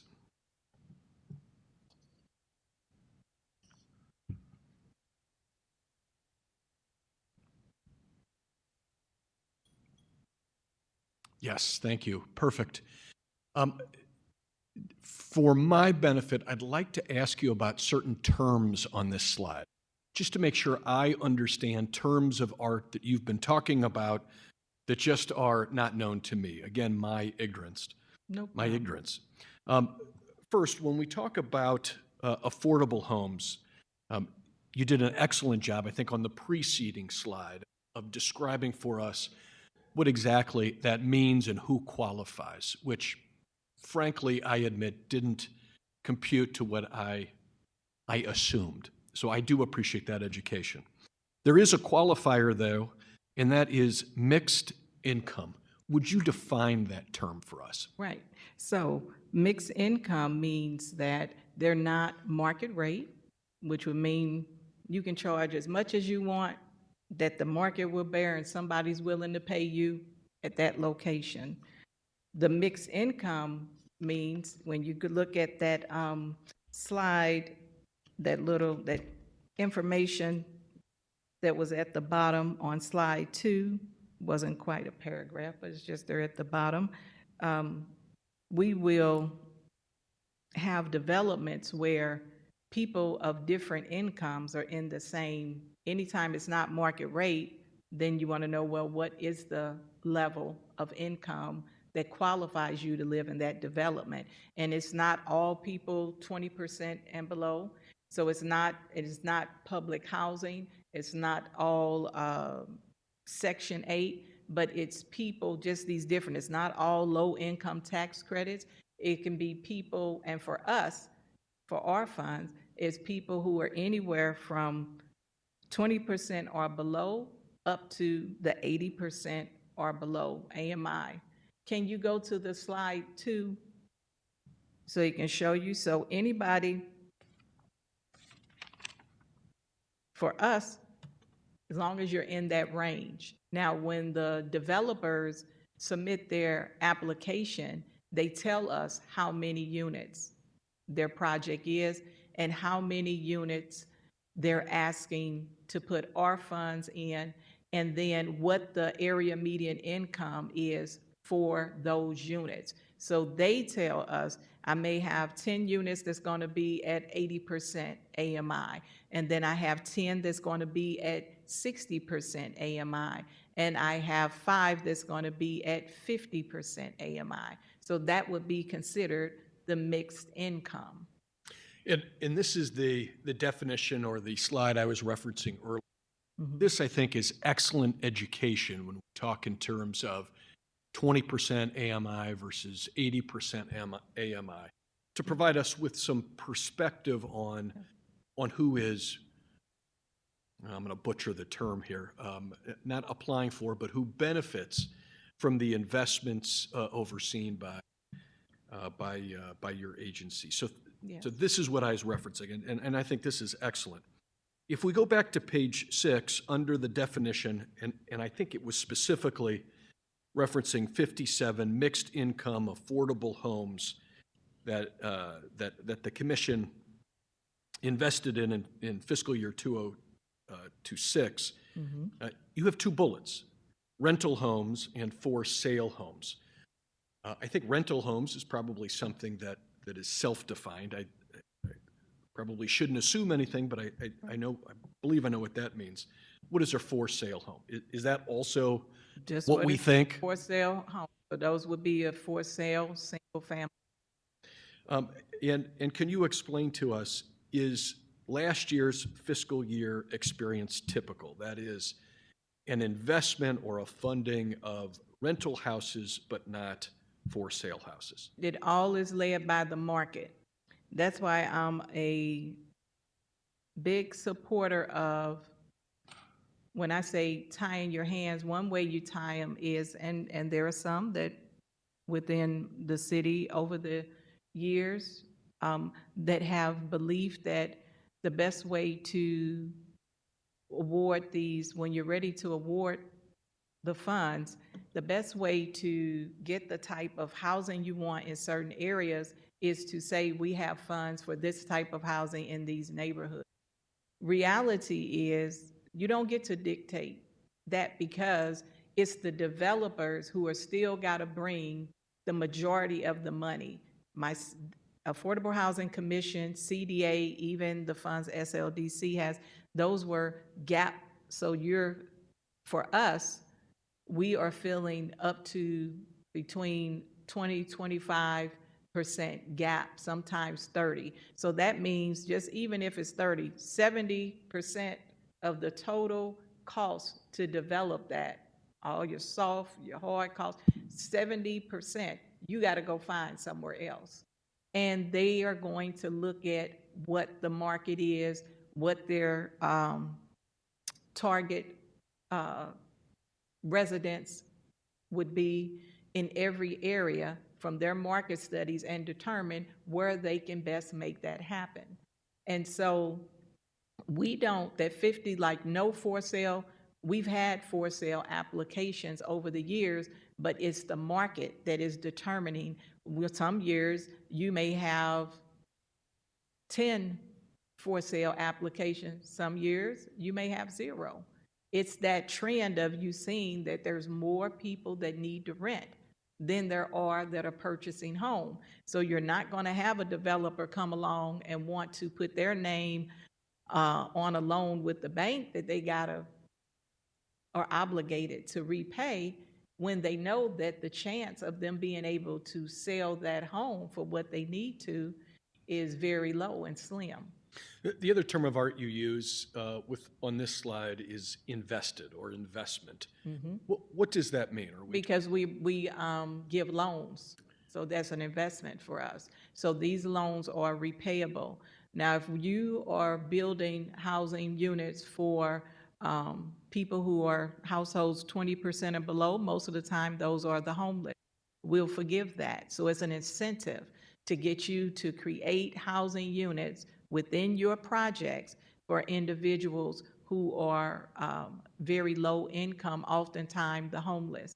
And so with that, that's forgivable. So even though it's forgivable, it's still a loan, because within those contracts, they're all loans, either they're repayable or they're forgivable. but that's going to allow us to create a number of legal documents that make up the contract for every one project. One of those are going to be where we're going to be able to put in our deed restrictions that's going to say, I'm going to give you a 0% loan for 40 years or anywhere from 25 to 50 years, because our incentive is we're not trying to make money.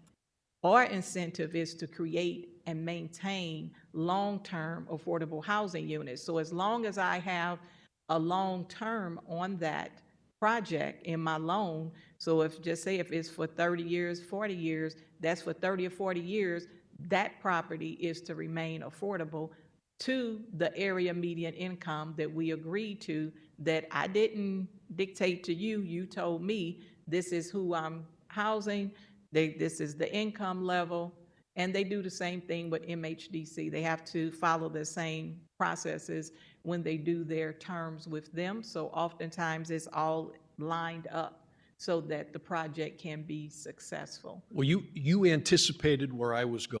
So you and I are, I love it. And that is when we talk about investment, we are talking about loans. And in some instances, that particular contract, that loan will be phrased in a way that the loan can be forgiven, correct? Yeah, we do that. Our terms are in the legal contracts right from the start, as well as in their application. They tell us what terms they're looking for. Now, I think the older woman asked an interesting question. She was, I believe, trying to draw an analogy on what the work that director that you have done with the commission for the last 25 years, and that which we might consider doing with allocation of RAMS dollars. Again, when we talk in terms of loans, there is the possibility of forgiveness, but there is also terms that talk in well, I'm talking over myself. There are provisions that talk in terms of repayment, correct? Yes. And that would be tied into or based upon the use, the percent of AMI to which a particular development is aimed at. Am I understanding? Well, it's more complicated than that. When you talk in terms of repaying a loan or being forgivable, those are things that, again, they're going to state what they need to make this project happen in their application. They're going to provide their performers.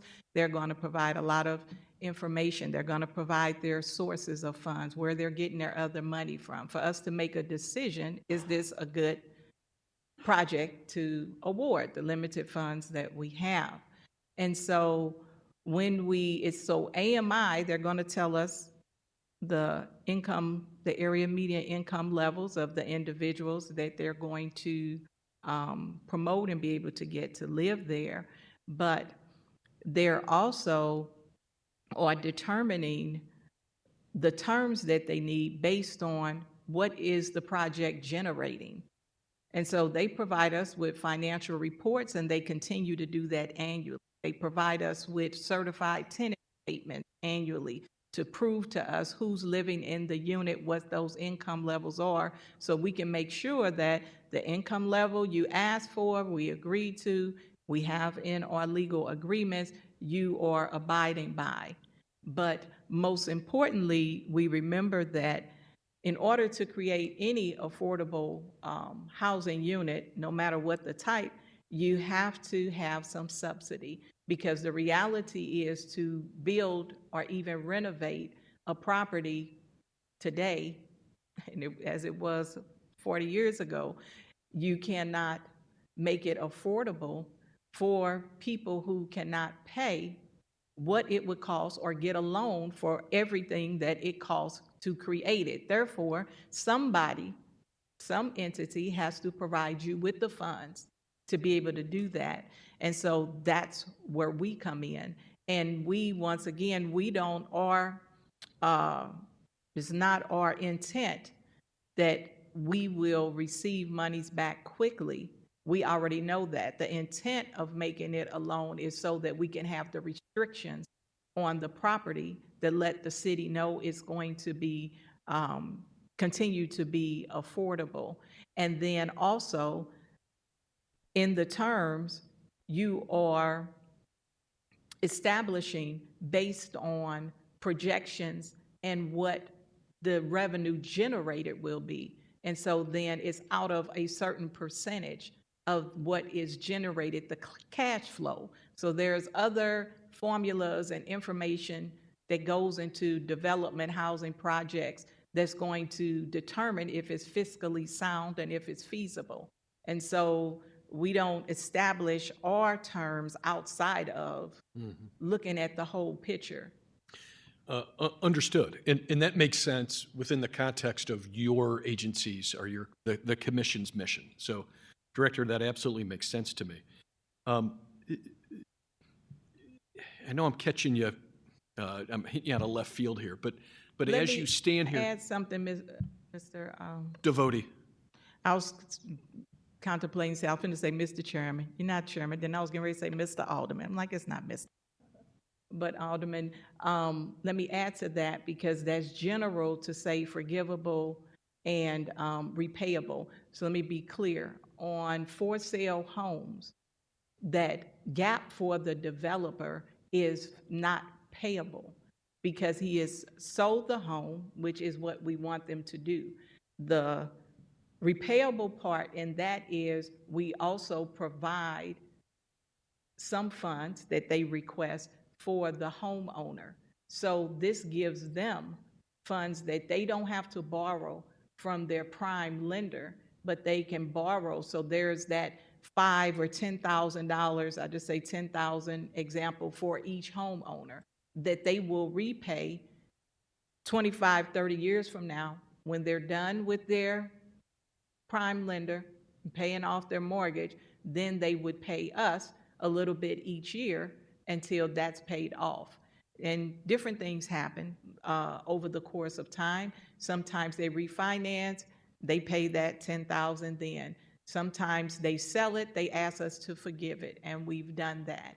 And so that's for the for sale. For the rental, those are repayable loans. If it's a nonprofit or you're serving people who are at that homeless income level, that's forgivable. So it's not just everything is either, like I said, there are different dynamics understood. in here. There are variables at play.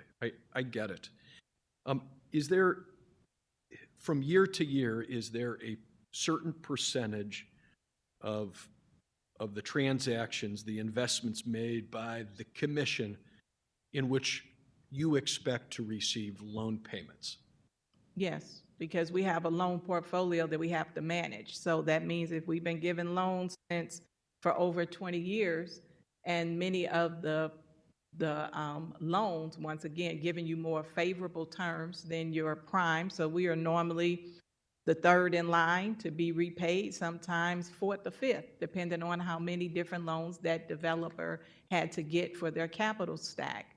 And so, yes, we have to manage that loan portfolio. So we manage that. They send in their financial records, they send in their audits, they send in their certified tenant forms every year. And then our housing analyst reviews those, make sure that they have submitted what's needed. For those who sometimes are slow, we continue to remind them. For those who don't do it, we might have to get our city councilor involved to send them a letter. But though that portfolio is managed, so we know how much we should. But once again, for these type of projects, it's some years before we're expecting anything because there's no big profit turnover generated every year. But they also have the ability, if they don't have the cash flow yet at the level in our terms, then they send a written letter explaining along with their financials and returns as to why they're not able to provide whatever that payment was supposed to be that year. Understood, and thank you for the explanation. In the most recent fiscal year, what amount of payments did the commission receive? I would say about $19,000. And that's another thing I mentioned in case any of you happen to look at that sheet in your revenue estimate book. I have to talk with Paul Payne to see why that's where you'll see how much funds are being proposed for the affordable housing out of the local use tax fund. And so that's where you see the 5 million. So this is where you see loan, principal, repayment, and fees. That's where you can always see what our proposed amount was, and that's normally based on what we expect. But some of the years when you've seen more, that's because somebody sold a project and paid us. So we don't know when we may get a lump sum, but you also see 150,000 there. I think that's just the error from the previous year because we submitted 19,000 there. So we don't expect 150,000 in loan principal repayments this year. It's generally about that between 19, 25,000 each year. Thank you, Director. Madam Clerk, would you turn to slide 9, please? So I thought this was a fascinating slide, Director, because here you're walking us through the fund's cumulative investment since its creation in 2003, correct? Yes. And we talk in terms of, or you indicate what the fund is invested, and then in connection with that, the investment generated from outside dollars, which you've indicated to be a little over 20 cents on the dollar, correct? Yes. Which is a heck of a, well, the Alderwoman said return, but it's a heck of a match in many ways. Agreed? Yes, agreed. Have you kept data over the years about where within the city of St. Louis this investment is happening? Are you saying where the project is located? Correct. Where the investments happen? Yes. Yes. We have every address. We have maps. Sometimes I attached a map. I attached maps recently to the back of a presentation at the cabinet, but the dots are so little you can't see it. But I have maps this tall. The planning department, one of the guys creates them for us from time to time. But yes, we know the locations, and sometimes aldermen have sent requests over the years, or the mayor's office want to know how much was spent in their ward. So it's information that we put together as it is requested that can drill down to what it is the location you're asking about. But the bottom line is, yes, we know where all the locations are, and we have it mapped. Probably about every 2 years, the planning department will give us a map. The thing I like about the map is because it lets you see that it really is all across, and has been all across the city. There's projects that have happened north, projects that have happened near south and far south, projects that have happened in Central West End area, projects that have happened downtown. So the monies have been invested. Like I said, the projects have been all across the city. Where would I find the most recent map, the one created within the last 2 years? I would have to give it to you, or you come to our office. Like I said, because trying to put it on we don't have a site within our website where you can manipulate and see and blow it up and all that. That's something that goes above me, that, we'd have to see if IT or, it would probably be IT that would put something that could make it more visible. I will say that one of the things that had been worked on with the city's housing strategist that was hired several years back, which was Dylan, who's now working in the Office of Recovery. He had to be pulled when the tornado came. And then before that, he was working on some other programs at SLDC. But I was on a committee where we selected him. And part of what he was doing at that time with the housing group and all of the departments that deal with housing was collecting data from us, which we gave him. And he was working with a gentleman who creates maps as well, and they created a dashboard that at some point hopefully will go on the city's website, or one that I've talked about that could just be on our website for the funds that we've invested, where they show the addresses. You can pull up an address, you can see it on the map, you can see it by neighbor. But once again, those type of things take funding so Yes, that can be added to modernizing what we currently have. Yes, ma'am. And then finally, clerk, if you would please turn to page 12. And this is just to sum it up. I think this is also a wonderful representation of how the commission has invested money over the last 23 years. Excuse me. And you've got a lead on the top of this slide that talks in terms of 157 million for those items where the commission has acted. And I take it that 157 million is the total of funds invested over 23 years. Yeah, into services and into everything you see here, which will be your housing service programs and your construction. And just to tie things up in a nice, neat bow, the second item, construction / major rehabilitation, $50.28 million. Yes. That would be the data that we were just talking about on slide 9, correct? Yes. Thank you. Director, I appreciate the education. Thank No you very much. problem.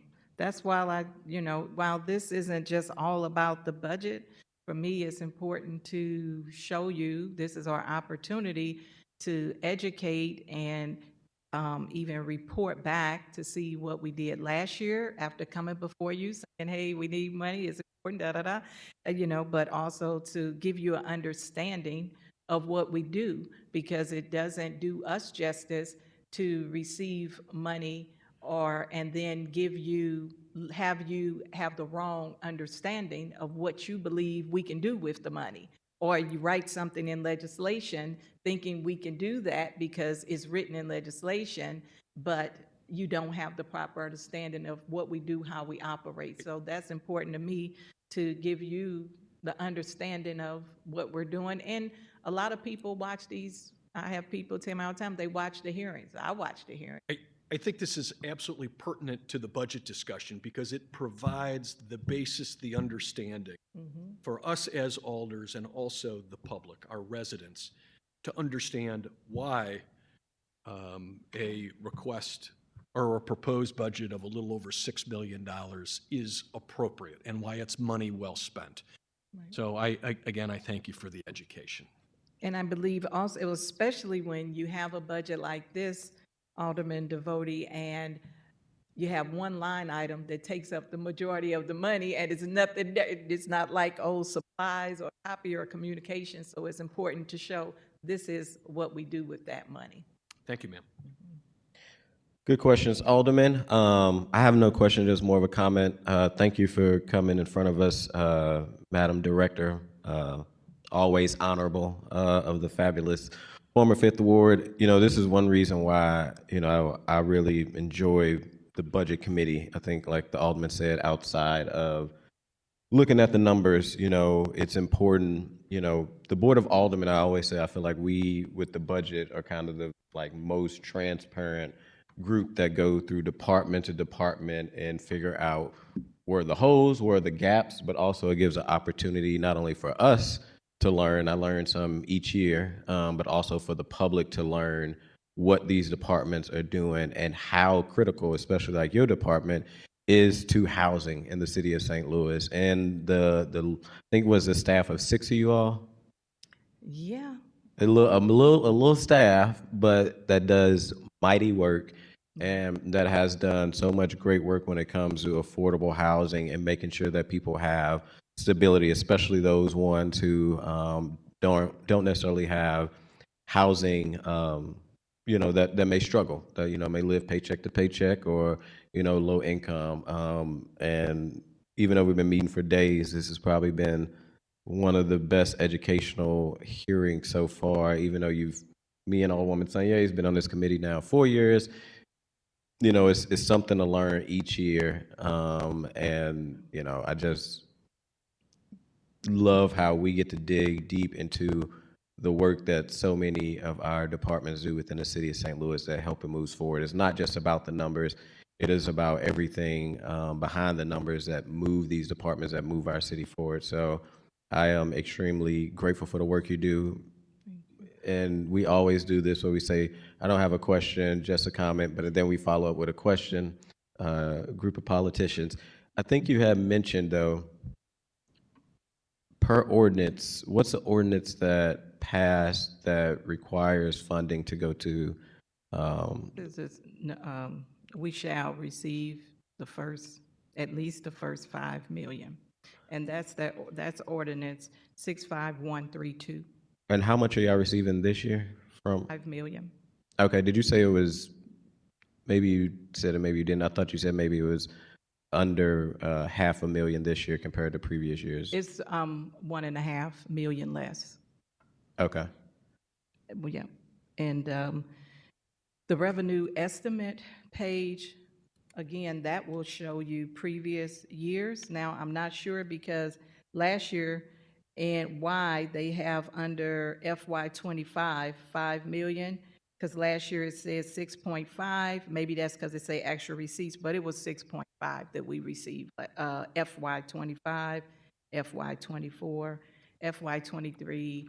What started happening generally, Budget Division will propose 5 million, and then the administrations over the years and the former comptroller would make a motion in E&A when the budget is presented and would request the 6, sometimes it was 6 million, numerous times it was 6.5.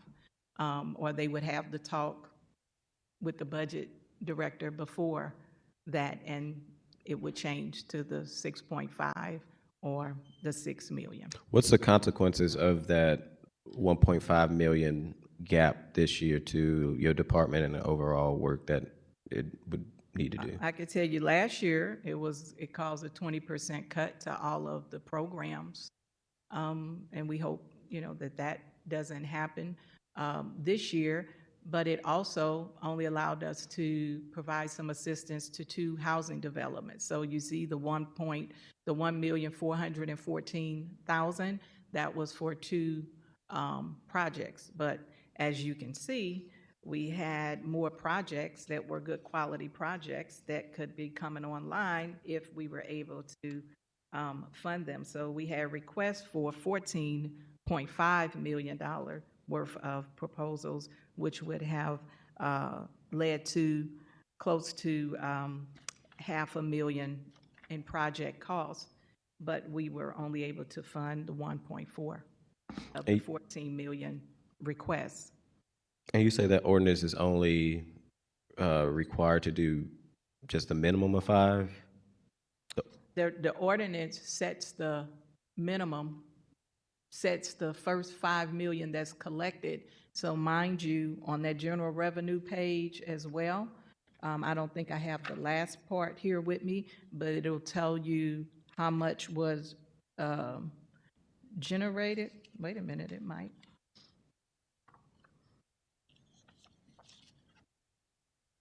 It'll tell you how much was generated. So I know we had over 50 million last year. So for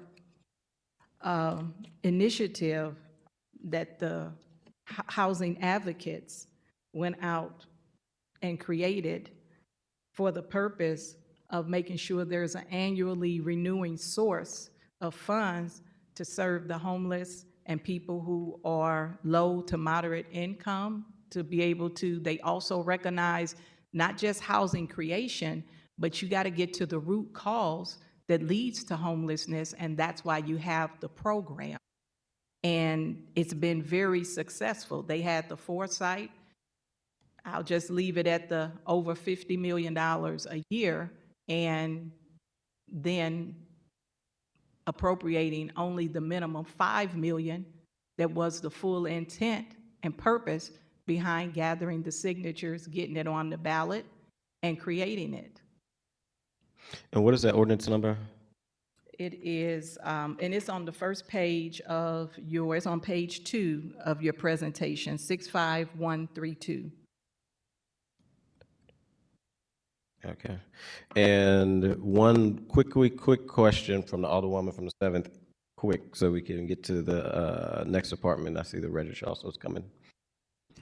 Hi, Ms. Griffin. This is a quick question, and you may or may not have the answer, but we had our presentation from Matt Moak from the Community Development Association yesterday, and one of the things that I made note of is that he mentioned that MHDC, Missouri Housing Development Agency, has been critical of St. Louis City development project applications specifically, and I just wondered if you had any insight or experiences on that. You may not, because I know you don't deal with state and federal funds, but No, but we generally, we are aware, so I also serve on an internal group where we interview all of the applicants who are made application for the MHDC LIHTC credits.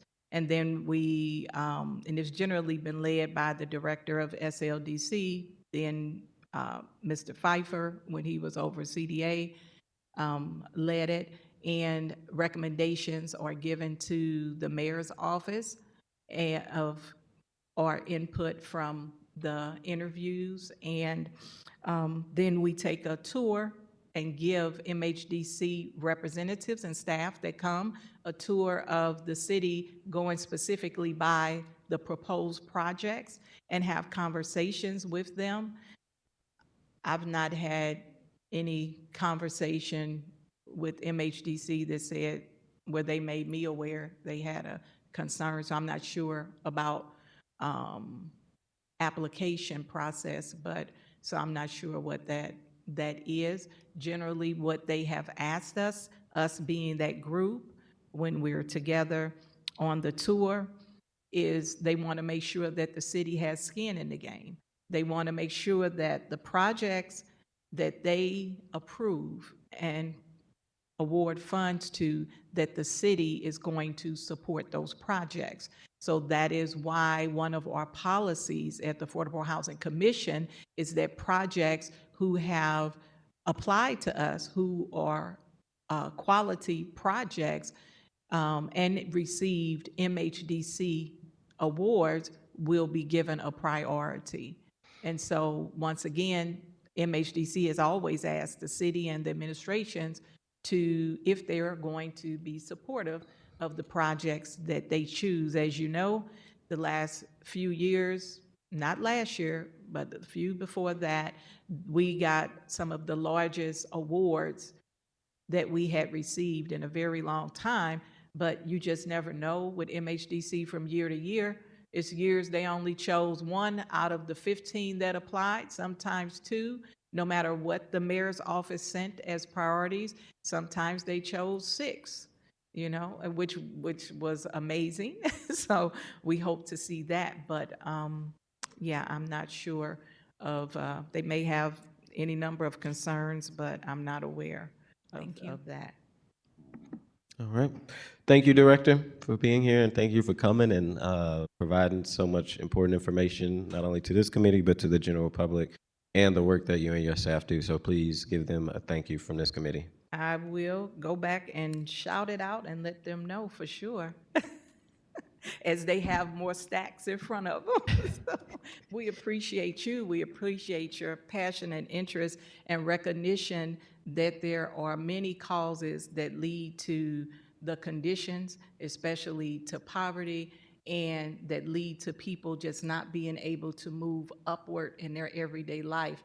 And for us, I have seen that housing is, from all of our conversations and your comments here, is important, and I think that that's a good thing for the city to understand that while we deal with crime, that the house is where the core of the family is. And if you don't address housing and access to affordable quality housing, you're not going to do the crime prevention that you think you will. You're not going to be able to attain the higher education. As long as all of the studies continue to say that they can predict your life's outcomes based on your zip code.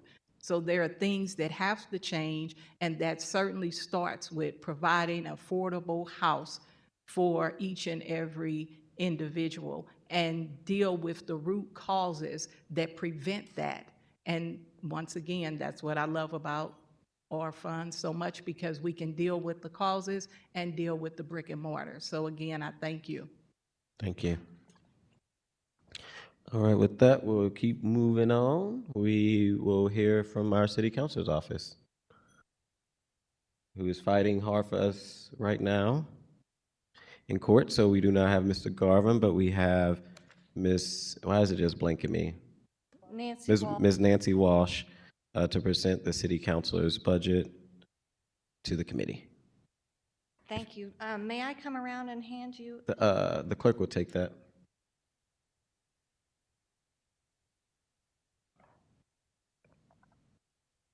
And whenever you're ready, Ms. Walsh, you may proceed. Okay, great. If it's okay with the committee, I would like to start with the prepared statement that Mr. Garvin wrote and then answer questions that you have. So good afternoon, Alderman Aldridge, Alderwoman Saulnier, Alderman Browning, Alderman Devoti. Thank you for hearing us on the fiscal year 27 budget.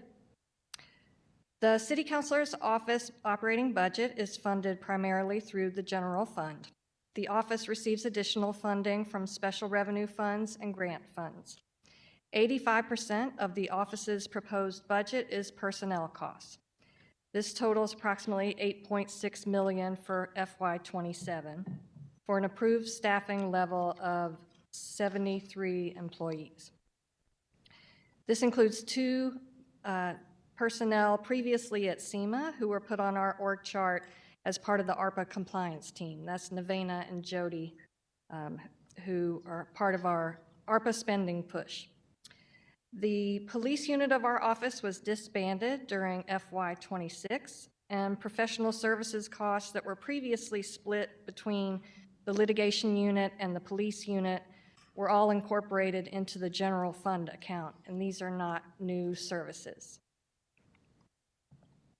Personnel previously assigned to our police unit were transferred to other duties in our various units or reclassified, and 4 former staff members resigned after the shift to state control. I'll mention one of the big line items is our judgment fund, which previously was $4 million a year for police and $2 million a year for other types of claims. This year, it is one line item of $8 million. No, I'm sorry, it's $8 million for police and $2 million for other claims. This is a conservative estimate based on pending litigation, which includes 8 wrongful death claims at the CJC, a settlement of a class action relating to the Medium Security Institution, and 2 wrongful conviction claims, the Campbell case and the Johnson case, which are currently pending and present potential liability in the tens of millions of dollars based on similar cases. Also, the Tyrone Edwards police shooting case recently brought a verdict of $37 million after defense by the Attorney General's office, and a federal jury awarded plaintiff Mansour Balbay $18.75 million. The remaining 15% of the city's budget is for operating costs of $1.5 million. The increase over FY26 includes funding for professional services. One reason for the increase is because during FY25 and 26, the cost of a new case management system was funded with ARPA money, but starting in FY27, the cost of the system will have to be funded through general revenue. And we have ongoing professional services such as Westlaw for legal research, Civic Plus for our online code, document shredding, etc. The greatest challenges the office faces is recruiting strong attorney candidates, attorneys, and staff members. There have been 53 departures since January 2024. This includes 37 attorneys, 1 due to the death of Rebecca Wright after a long illness. Our turnover rate during the current fiscal year is 37%. We have 8 attorney vacancies, including a resignation received this week. We will fill 2 of those positions with new hires joining our office. We regularly train attorneys and staff personnel only to lose many of our best employees once they gain experience. The clear issue is the pay scale. Qualified attorneys can easily earn twice as much at a firm as soon as they leave. We also have lost several attorneys in recent years to federal agency positions that pay at least 1/3 more at the bottom of their pay scale. For instance, we've lost a couple to the U.S. Post Office, to HUD, to USDA, etc. We are fortunate we have many attorneys who want to make their careers in public service and are dedicated to working for the city. But to operate at full capacity, we must do more so that we can hire the best attorneys, retain them, and give them experienced staff support. There are real costs to the city from the turnover rate, even though it may not show up as a line item in our department's budget. Turnovers tend to accelerate more turnover because the work of the exiting attorneys, paralegals, and assistants must be divided among the remaining employees. We cannot limit the number of cases we must defend or control the court's dockets or time. When an attorney from litigation leaves, the remaining attorneys must get up to speed on the reassigned cases, which is very time-consuming and inefficient. And it may have to be done rapidly due to upcoming court dates. Since the city's rules prohibit you from hiring before a spot is actually vacant, we have gaps in coverage that are putting too much stress on the attorneys and the paralegals who are left. This means that the officers, attorney managers must spend significant time dealing with caseload issues, recruiting, with less time for actual legal work. Further, because we have many vacancies in the staff positions, attorneys have to do a lot of work that could be done by non-attorneys, which is very inefficient. We do not have a single legal secretary or administrative assistant in room 314, even though there are 15 to 20 attorneys working in that office at a given time. For reasons that are obvious, departures affect morale, especially in the litigation unit, which is affected. As to the recommended budget for FY27, the recommended staffing level is not adequate to manage the current caseload. We hope that responsibility for police litigation matters eventually will be shifted to the attorney's office, but that has not been accomplished at this time for various reasons, so the workload remains with this office.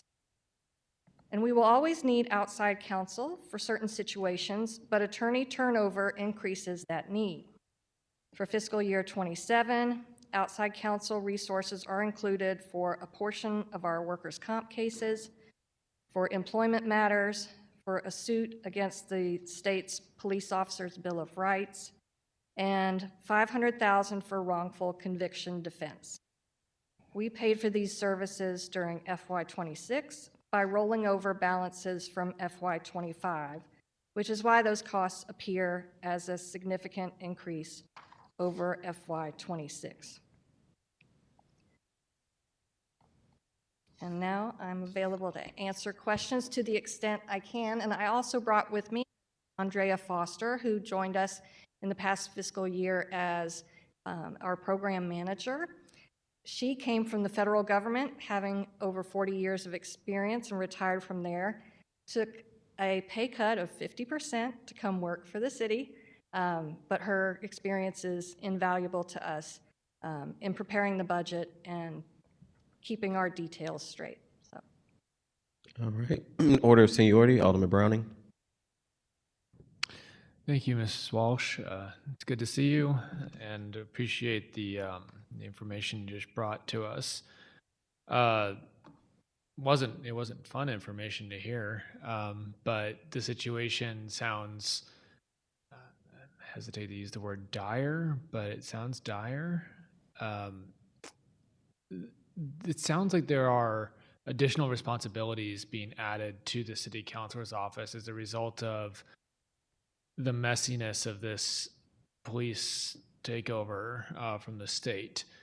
The statement explained a bit of that, but my question is, how much right now of the city councilor's office staff time is devoted towards police matters of police that we don't control? I actually cannot answer that question. I would say that the police cases are some of the most difficult cases that we have to defend. They go on for years. because a lot is at stake. Obviously, the whole situation with state control and the lack of clarity in the legislation and the budget disputes in itself consumes a lot of this office's time, because we are advocating for the city's positions, and that's aside from the normal police defense cases. And it's your job to advocate for the city's positions, but you mentioned the Attorney General is now going to be taking on defense of the police when they're charged with wrongful death or other wrongdoings. That's correct, that the Attorney General is taking over those cases? My understanding is that the current arrangement that the AG's office is defending matters that were filed or relate to actions after the beginning of state control, and the city is taking care of those that preceded that time.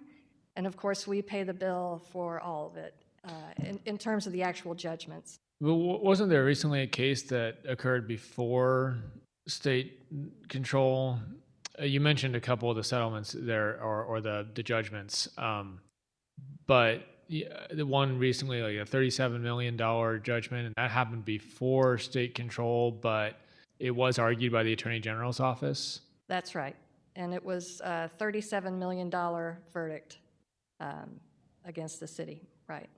And I recall reading at the time that the attorney in that case, a city resident himself, said, oh, well, the judgment needs to be this high to teach the city a lesson. And I think you feel the same way I do about this, which is like, what lesson are we supposed to learn when we don't control the police and we are stuck paying the bill, but we also are not really, our attorneys aren't defending the case. So I'm troubled by this idea that the Attorney General, who has no obligation to the taxpayers of this city, no stake in this city, is out there defending these cases, losing these cases, which who knows if the city council's office could have done a better job or not. But either way, we're not in control of that, and we're not in control of the actual body doing the thing that caused the case in the first place. And so we're stuck with this bill, and it seems like ever increasing bills. You mentioned there's a budget to bring this back to budget, right? You mentioned there's a budget for settlements that we've put in, and what was that budget again? So we always have had a judgment fund, and it's somewhat of it's just an approximation, right? I keep saying settlements, but I mean judgment. Thank you for. And it includes settlements as well. We call it the judgment fund, but it has been historically $4 million for police cases and $2 million for the rest of our cases and claims. This year, it is proposed to be $8 million for police-related cases, $2 million for regular cases. So far below what the judgments are actually coming out as. Right, and there will be appeals in some of those cases, and it's hard to predict what the final numbers will be or exactly when they have to be paid, but of course they have to be paid at the end of the day. Does the city have any interest in, so if the state is out there arguing the case for us, I just would hope that somebody would be present in the courtroom to kind of raise their hand and say, hi, you're punishing the victim here of this, and that we are not in control of our police force anymore. We're not in control of defending them anymore. And so when a jury is deciding on how much money to put into the judgment, it should be relevant, I think, to our city's ability to pay it, because you can't pay money that we don't have budgeted. And we also should be relevant to who is actually in charge of making these decisions. I'm curious about existing cases that are ongoing. Are there any that the city councilor is still handling for the city? For police cases? Yes. Yes, at this time. I don't know, I can't really speak to the details of those cases That's because I'm a transactional lawyer. Yeah, no, that's fair. I just wanted to get an idea of how much of a problem this is going to be going forward. It comes back to just the idea that if the state wants to do something, they should pay for it.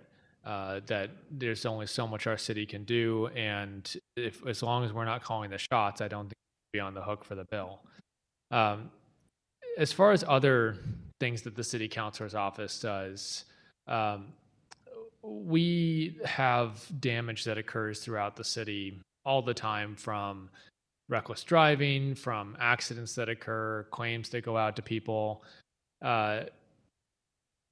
When the city councilor is handling those types of cases, where is the biggest need?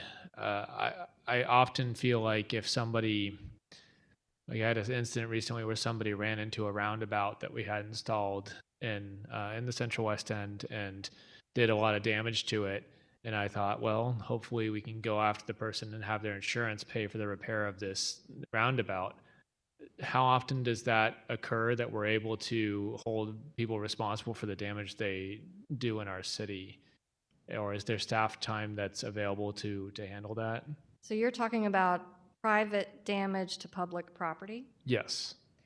We do have an affirmative litigation unit that started a couple of years ago, where they actually, where the city is a plaintiff. Of course, we can also make demands without actually suing, assuming there is a police report or cameras or something that could generate evidence on that. That's good to hear. And you said that that started a couple years ago? The affirmative litigation unit, yes. And it is funded partly by the use tax, but the idea is that unit is basically self-supporting financially because they're bringing in judgments for the city. I should hope so. That would be my hope too, is that we would be not hurting ourselves, but really when we go out and get money for the damage that's caused, and also money for the cost of having to go get that money. I understand the city councilor is elsewhere today. Very important case that's being heard in court today. And I really appreciate you taking the time to come and answer questions. I imagine it's difficult to step into a hearing like this and talk about the budget, but really do appreciate it. And we certainly appreciate all the city councilor's office's work, and both defending our city and helping our city really stay on top of things. Last question I have for you is, our city's ability to like sue like negligent property owners, how are we going about that? And is there the capacity that's needed? I just think of all the vacant properties, all the places in our city that are currently, I get questions from neighbors all the time about different properties that are well past their point of being taken care of and are becoming an active harm to the community. Can you speak a little bit to the city councilor's actions there and how we tackle those issues? I can speak a little bit. We have a problem properties unit, and Mia Wood is the manager of that unit. We are adding 2 positions in the budget this year for, they're called client services, I believe, social workers to help do some non-attorney work to assist that unit. That unit has vacancies often, like litigation. It's hard to keep people in that unit, and as things tend to happen in the city, people shuffle around from unit to unit in order to get promoted or take other positions at the city. So we could always use more people. We could use better pay scales so that we can keep those people and keep the workload manageable, because of course the aldermen obviously are concerned about having those vacant properties and those problem properties addressed. I'm sure it consumes a lot of your time, and our office wants to do as much as it can, but we are limited in terms of our staffing. Understood. And as far as staffing goes, one thing I've heard about working in the city councilor's office that is a benefit when it might not necessarily be pay compared to the private sector one of the benefits of working for the city councilor's office, and perhaps you can confirm this, is that there's all sorts of more of opportunity to both argue in court, as well as just work on, actively work on and be involved in cases that private law offices might not be able to offer. So the one advantage of working for the city is experience. And that might be why we continue to have people come in, get that experience, and then leave. But at the same time, I think that is a good and a very attractive part of coming to work for the city and the city councilor's office. There's no question that it's a wonderful place to work and to get that kind of experience. And we do get a lot of young litigators who come in to get that kind of experience. And of course, we're never going to be able to keep up with the private firm pay scale. But what happens is recently they're working for a year or two, often a year, and then they're gone. And they can make much more at a firm, but that pay scale I just gave you, comparing what our current range is, what our proposed range will be under the new compensation ordinance, and then shows you the lowest paid federal attorneys, GS 13 at an agency, starts much higher than our attorney ones. So, and we can't keep up, we can't catch up. They're going to just step up in greater steps as they go through their career. And in many ways, they'll have less stressful jobs because they don't have the same kind of turnover that we do.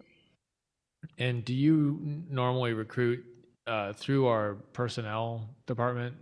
We have to advertise the positions through personnel, and as we know, that often takes a long time and leads to the gaps, but we often don't have a lot of qualified applicants because of the low starting salaries. I think and I hope that Director White is not only aware of the problem, but working on that problem. And I think he's reported already that we've been able to cut down some of the hiring times that were notoriously long, and we get good candidates just by not getting back to them quickly. And so thankfully, I think last time I spoke with him, he cut that in about half since the longest time. But we need to continue to expedite that because, as you pointed out, we're not attracting good candidates with salary alone, I should say. There's the opportunity, there's the experience, there's a few other things that go into whether or not you'd want a city councilor's office. But we certainly want you to have as many talented attorneys as possible because the city increasingly is in positions where we are fighting for the very rights of our charter city. And I think that Missouri is not going to stop encroaching on our individual cities' rights to govern ourselves. And so we need a strong city councilor's office. And this is just my saying, I to any aspiring lawyers out there, I highly endorse coming to work for the city. You'll get a wonderful experience. And I think people like yourself can tell them what a great place it is to work and the difference that you can make by serving our city. So thank you so much for your work. I really, really appreciate all that you do. And I look forward to seeing us hopefully be victorious in our many, many cases that we're arguing right now. Alderwoman Saunier. Thank you. Nice to see you, Mrs. Wash.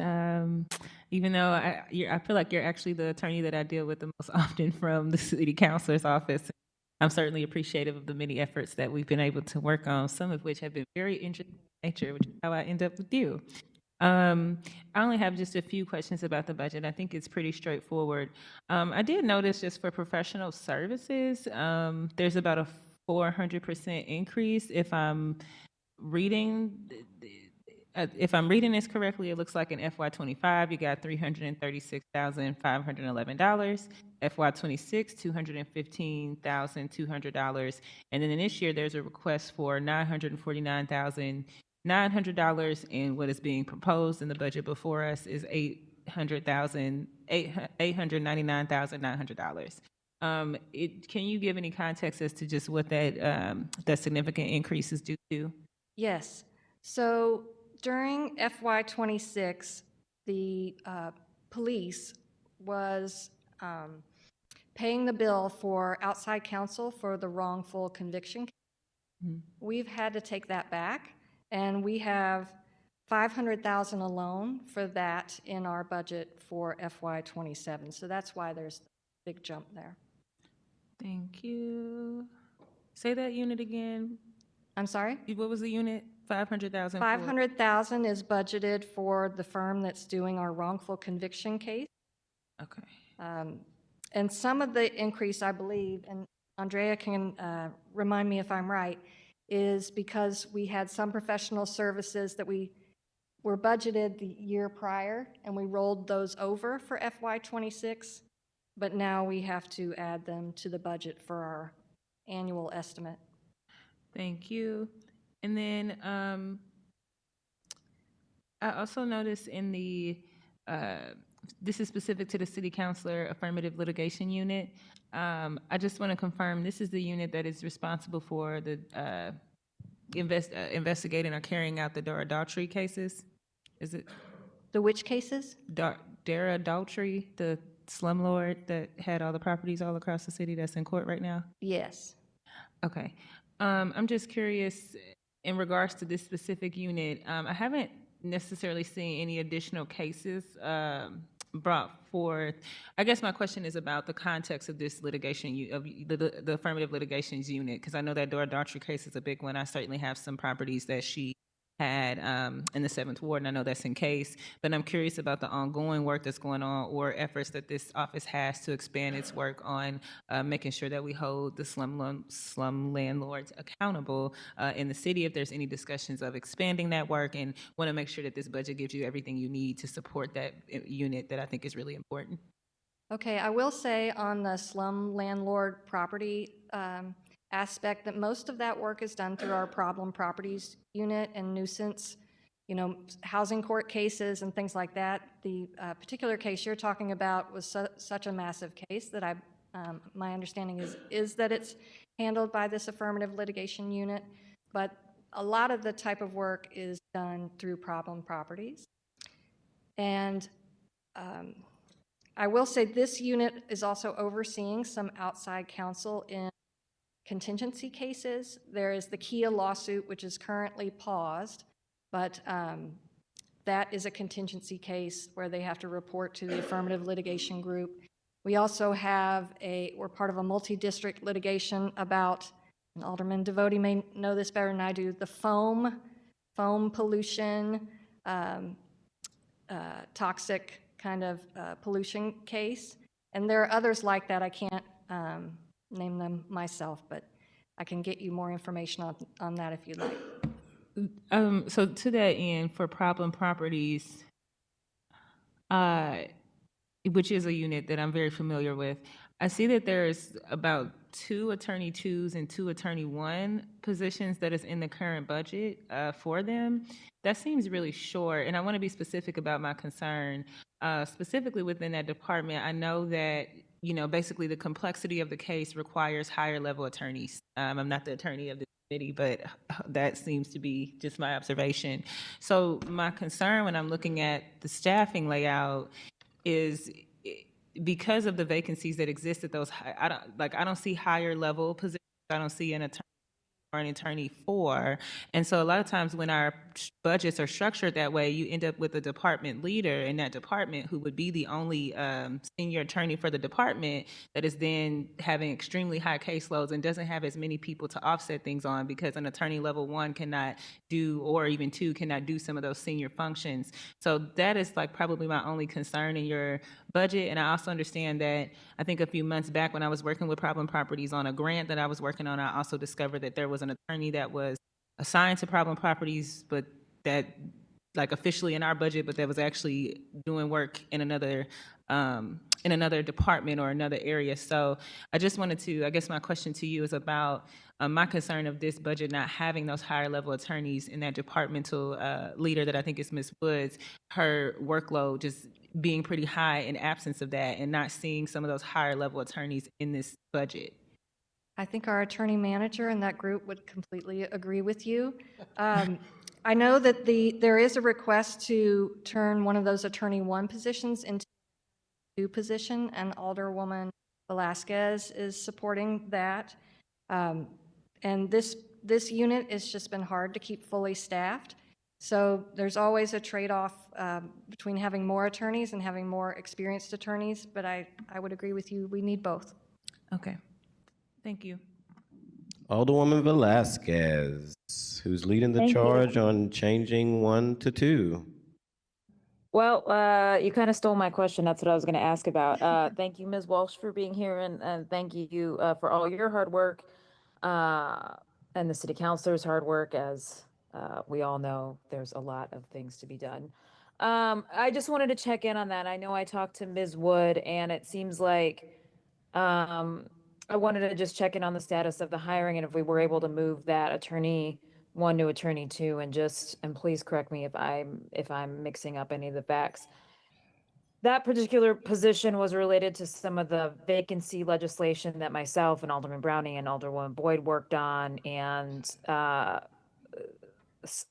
basically what Alderwoman Senier said, because of the complexity of the work and also the need to keep people on, was recommended that they change it from an attorney 1 position, which is what it was budgeted for last year, and in the fiscal note to an attorney 2. So just want to check and see if that's happened and how you are in hiring for that position. I wish I had the answer to that. Andrea, do you know anything about that?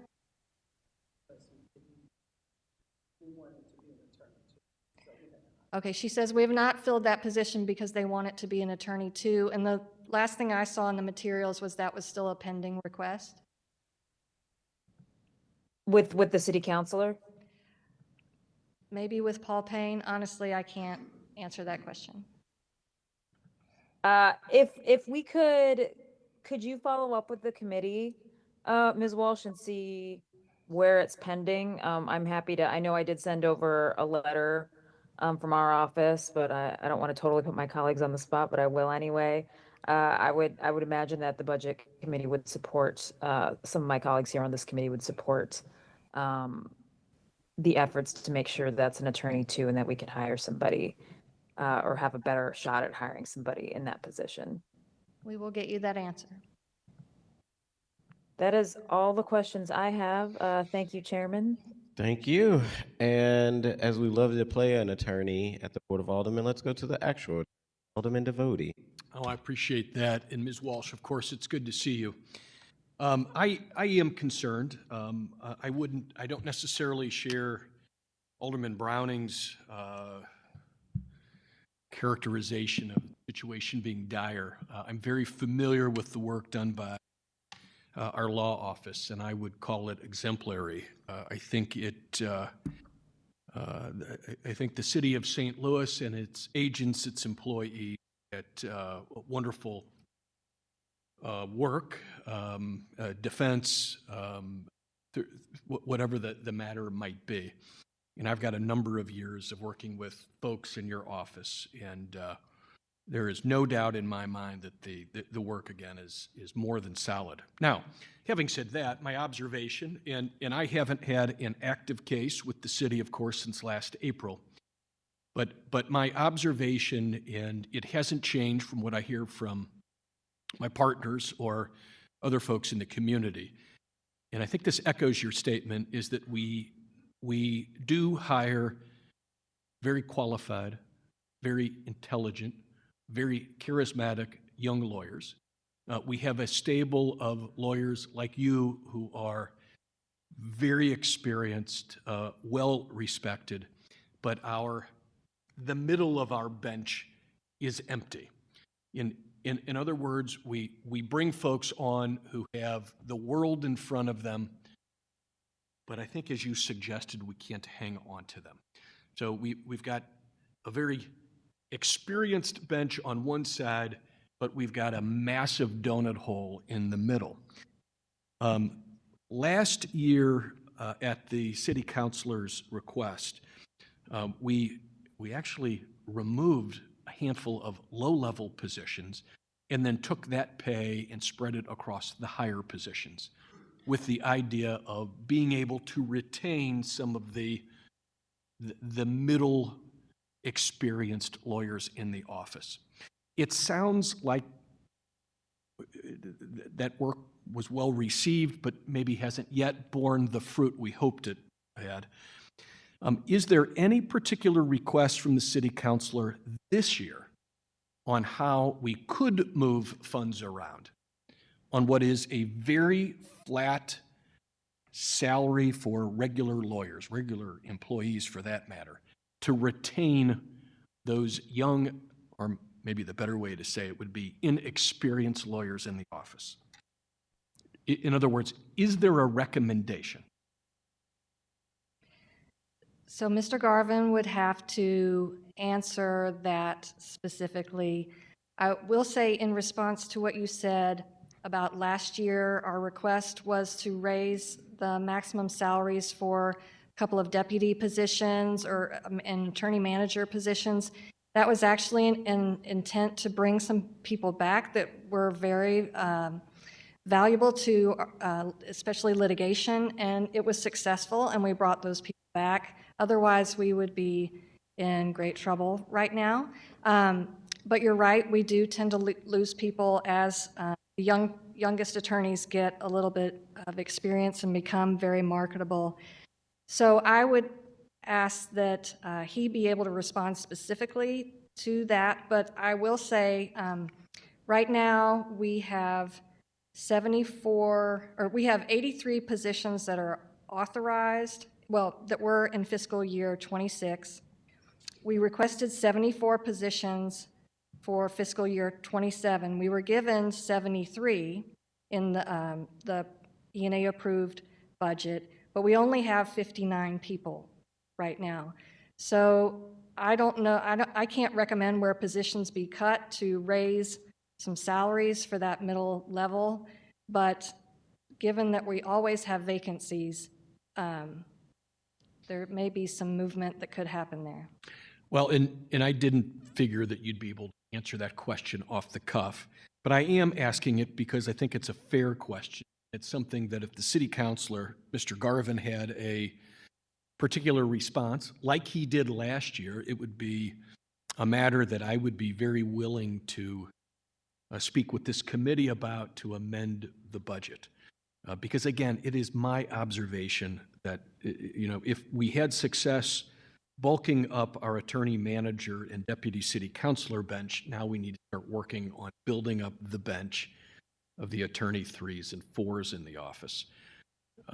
If that's what the city council would like us to do. I am all ears and I'm willing to listen, and I trust you'll take that back to him. Yes, Thank you for your we'll work. respond. Thank you for your work. Are you done, Counselor? I am. All right. I'm just playing my role on TV. Thank you so much to our city council's office. I think we are in unprecedented times where you have a rogue police commission that is not the police board,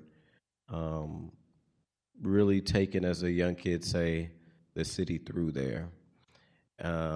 And to have individuals like you all that are fighting on our behalf and fighting for taxpayers and defending what is a piece of legislation that is poorly drafted is very appreciative. I know that you all don't get paid a lot, and you guys are fighting like hell on behalf of the people here in the city of St. Louis. So thank you. I have no questions, and I appreciate all your Ms. Walsh. Personally, I've also worked with you on legislation with my LA Matt Heskamp, and you're always quick to respond, very easy to get a hold of. So thank you so much. Thank you. All right.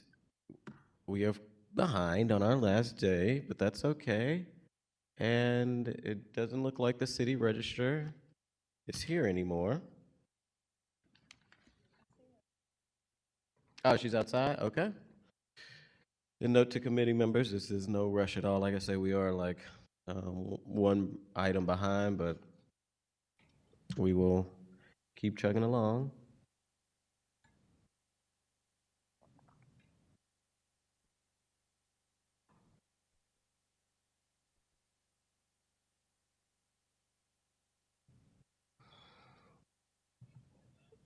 Oh, there she goes. Our fabulous, always looking amazing from head to toe, our registrar from City of St. Louis is in front of us.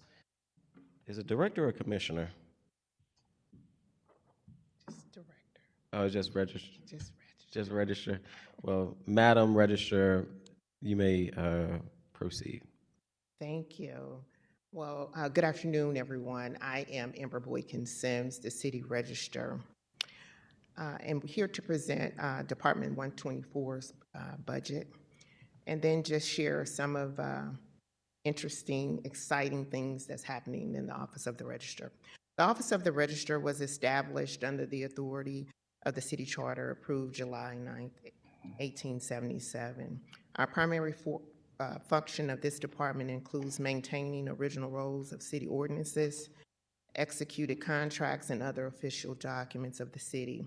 I also administer the official oath of office per the city charter to every city employee holding a position and an annual salary before entering their duties, and within such time as provided by ordinance or on onboarding Mondays and Wednesdays for mayoral appointees and boards and commissions. The Office of the Register also is charged with the signing of ordinance numbers to board bills. Our department serves other city departments and agencies, government bodies, and the general public.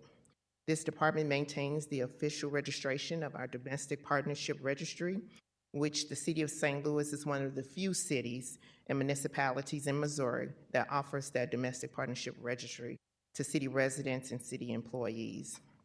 Our department generates revenue from the application and now the termination fees associated with the domestic partnership registry, and from those fees that are charged for copying services. Our mission is to protect and preserve all city records, making official information openly accessible and transparent to all. We're dedicated to the secure management, long-term preservation, and equitable public access to all official city documents and information. In 2021, when I was appointed to this position, official documents were not in a safe, secure, and fireproof area. I immediately asked facility management's team to evaluate our storage area, and they recommended that our official records be immediately removed. In 2022, with the assistance of the Board of Public Service, I applied for $100,000 capital budget funding for renovations of room 422 for the new secure fireproof official storage area and to house the open First City Register's official public access research office. We know that additional capital budget funding will more than likely be needed as construction costs has increased since 2022. Renovations are scheduled to begin, and we're very excited about this, July 1 of 20. In 2023 and 2024, I wrote a grant and received funding to digitize Phase 1, 1949 to 1993, and Phase 2, 1994 to 1990, our city ordinance books for the years. We are also able to provide read-only digital copies to the City Councilor's office, as well as the Board of Aldermen for their use in research. Also in partnership with the Board of Aldermen, we received a grant to digitize the Board of Aldermen's meeting minutes to secure and preserve those official city documents. In 2023, I developed and hosted in partnership with the Missouri Secretary of State's Local Records Office the first city records retention, preservation, and digitization citywide training, where we had over 40 attendees from 9 different departments and county offices. This year, that training will be held in August. I also increased the domestic partnership registry application fee from $10 to $48, which now mirrors the cost of what a marriage license is. We now also charge $48 for the termination of a domestic partnership. This increased revenue to the City of St. Louis. I want to talk about some budget changes in reference to our office rental and lease equipment. We now have a new color copier, which we did not have before. It was outdated and now functioning properly. So you'll see that increase because that copier is a state-of-the-art copier now with the ability to make color copies. Computer services and computer software licenses needed. This funding is needed to be able to accept digital payments. We are far beyond other cities and others. This is required because we only can accept cash and checks as payment for services in our office. When certified copies are requested, I have to wait for the law offices to send in a check, for the check to be deposited before we can send them their requested copies. So if approved, to have additional software and the license required to run the Pay It system, that would allow us to be able to accept digital payments and then also be able to handle more business efficiently in the city. Currently, also for my request for professional services, it was unfunded this year, but I wanted to bring it up because this is where we can continue to fund our digitization of our most sacred, secure records. This is where also in partnership with the Board of Aldermen, we could possibly begin to also digitize more of your board minutes. The local grant that we did receive is no longer being funded. Our governor did not fund that program, so we're going to have to be creative in how we find a way to begin to digitize our records and keep them securely stored.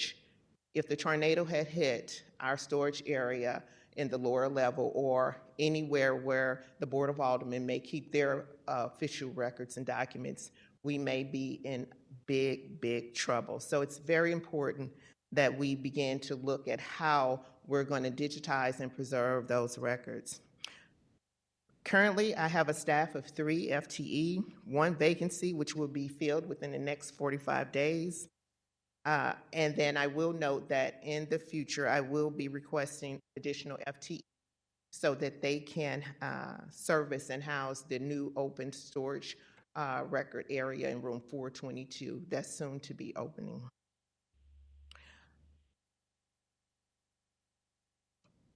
Mr. Chairman, out of the 4,500 surveys I've received for the services that our office has performed, we've only received a 0.5%. That was not an exceptional rating for our office. We pride ourselves on the services that we provide. And Mr. Chairman and members of the committee, I also want to just share with you some of the comments that have been made from those who have surveyed and provided information to our department. This office was professional and further solidified why I accepted a position with the City of St. Louis. The last time I was in City Hall was in 2023. Good change, job well done. I appreciated the promptness and efficiency of service received. Staff was very nice, took time to explain what I didn't know. Extremely professional and timely. I was duly impressed with the overall experience. Today, and this experience made me love this city more. Appreciated the warm welcome and for professionalism. Mr. Chairman and members of the committee, I want to thank you for the opportunity to present Department's 124 budget today, and I'd be happy to answer any questions. Thank you, Madam Registrar. In order of seniority, Alderman Browning. Or I can pivot. Sorry, just sneaking a quick granola bar. We've been here all morning and now it's 1:30. Thank you for being patient while we ran over schedule. And thank you for the work you do. Just all the swearing in of the boards and commissions. And I know we have so many of them. And we really appreciate all the people who would like to help serve our city. But, you know, that requires us to take them on. And, you know, I think sometimes we walk past the ceremonies that are happening down there in the atrium there. And I just really think it's just such a special part of our city that we have both people willing to serve on these boards and commissions, people willing to serve on this board of aldermen, and at the center of all that is you. I always love the opportunity to take the oath and to just give that really momentous occasion the respect and the process it deserves. And you do such a wonderful job with that, as well as really doing the important work of keeping our ordinances, of making sure that we are transparent, accessible, and definitely heard about the payment system. I'm a little shocked, but not shocked, because I'm city long enough to know that we're still not quite up to date with our payment systems. So would love to help how we can there. But don't have any questions for you. Just appreciate your presentation and time today. Thank you, Mr. Thank you. Alderwoman Sanye. Thank you, Chairman. Hello. I'm always going to give my flowers every time I see you. I can only imagine how stressful your office is. A couple of times, especially as I'm working on procurement things, having to go into that basement and dig in those records is no easy feat. And you look this good every day, even with being over them documents. It don't be a hair strand out of place, okay? So commendos and kudos to you. I think that your budget is pretty straightforward. My one question is really in terms of your salaried regular employees. For FY26, you're budgeted for $169,060, but you requested $342,944. And so I'm just curious about, I don't see any increases like in the personnel schedule page, so I'm not sure if perhaps I'm missing something, but my question is really in regards to that discrepancy there. What were you hoping to do with the additional funds, and will this impact the operations of your department? No, it will not. That was, from my understanding, of the mistakes that was made in the printing of this. And so they corrected it when they redid the budget documents for this committee. My goal is to reevaluate all the positions in that department, within this department, because they are not in sync with what the work we do today. And so it's going to require some reevaluation of those positions, and then the work that they actually, and we do now under my leadership, and with the change in policies and procedures and processes.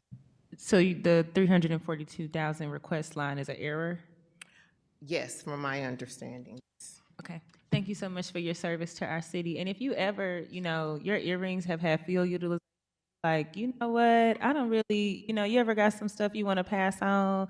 I know some folks, particularly some older women in our city, that would probably really like that to be passed on. So outside of your work, outside of that, I do just want to thank you too for, like I said, I know I've kind of had to go into the dungeons for you, and you've never not responded, you've never not been timely, and even if you did need to roll up your tailor puff sleeves to go find the documents, you did. So thank you. Well, thank you, Alderwoman, and that's why we're so excited about Room 422. That's going to be our new storage area, but it also will allow public access for them to, it kind of will mirror what you see with the Recorder of Deeds office, where the public can come and do research and research ordinances and city contracts. And then if they have a desire to get copies, then we certainly will be able to provide it with the Pay It system to be able to make copies via digital format. So we're excited about that, and we look forward to welcoming you into that space. And then too, having the public come into our city government and being able to do their own research at will and look through our documents, and that transparency that will exist for that area in that room. So we're really excited about that. Awesome. Alderman Devoti. I don't have any questions. Thank you for coming today. Thank you. Thank you, Alderman. Thank you. Alderwoman Sanye kind of asked my question, but it sounds like that's an error in the budget. But thank you for coming in. If in a perfect world, if this committee could, either add money here or there. What is that need for your department? I would hope that in the professional services line that some additional funding will be added so that we can begin to continue the digitization and preservation of those documents, of our important city documents. It's really important that we begin that process and then to continue to fund that professional services lines, and then find ways that that we can have our documents secured and in a safe space. And then also that funding for the system to be able to allow the software and the hardware that's needed to begin to accept digital payments. That's very critical for us as well. Gotcha. And both of those were unfunded. And then hopefully in next year's budget, I'll come before you and we'll be able to add the FT to staff our new office and room and storage space in room 422. Gotcha. Well, thank you so much, Madam Registrar. Echo everything the Alderwoman from the 7th said. You don't never miss a drip and always looking amazing. So thank you for your service, and thank you and your staff for the work that you all do. We appreciate you. Thank you. Thank you for the time. All right. Looks like we catching back up on track.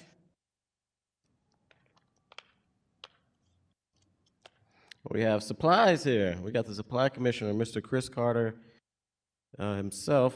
Mr. Commissioner, you can come on up and talk about your budget. How's everyone doing? I think she's going to upload my presentation.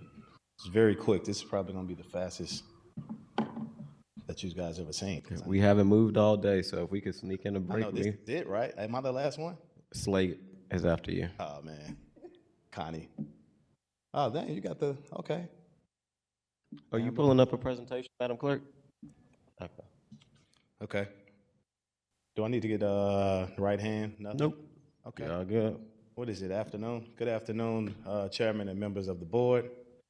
Can you hear me now? Good afternoon, Chairman and members of the board. Members of the committee. My name is Chris Carter. I'm the Supply Commissioner for St. Louis City. The Supply Division buys all supplies, equipment, and equipment maintenance, as well as selected services for almost all citywide departments, including police, fire, parks, and the airport. Purchases can be made under a multi-year contract via RFQ, depending on the product usage. The departments administer approximately 200 contracts and processes about 3,200 recs per year from our contracted vendors. Do you guys all have the presentation? I'm sorry. Okay. No, it's all good. We could keep rolling without it. I know you guys on a tight time schedule. We also handle the city mail services as well. Mail for us is delivered twice daily to 67 different departments across the city. We use we have 3 motorized routes, and we approximately deliver 1 million piece of first-class mail at pre-sort and regular rates across the city from our departments. I'm sorry about that. We also run the printing services as well, and we offer a complete range of printing services for all type of projects and things across the city for our different departments. Just in terms of graphic design, we offer it all. There has been no major changes in my TO or in my budget. I think we added a GSA, and that's simply to assist us with bridging the gap between us and other cities surrounding us.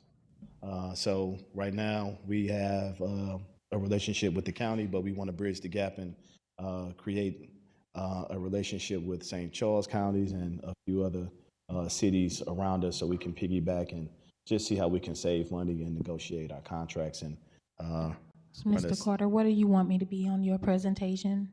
Uh, you can keep going. I didn't already ran through that. Okay. You can stay there. You can stay right there. Okay. So in the supply division, I guess I'll back up. We are comprised of 4 buyers. The buyers they handle all of the procurement. Is broken down by commodities. So we have some that handle IT, hardware, and software purchases. Some that handle vehicles and heavy equipment, and it's broken down by the commodity. I believe that's it. I didn't really have much. Mine is easy. All right, in order of seniority, Alderman Browning. Thank you, and thank you for the brevity. It's been a long day for us, so I we know. don't mind. When I was first elected, I had the opportunity to do a tour of the supply division, and it's still one of the best tours that I've been on since taking this office. The work you all do is vitally important to the city, and it's touches so many different departments that I think it's just so important that it's done well. I don't ever hear any complaints about your office, so I guess that means it is being done well, and I really just appreciate the effort that you all make to keep this city running. It's really important, and as we've gone through some changes recently, I'm sure it's affected your department as well.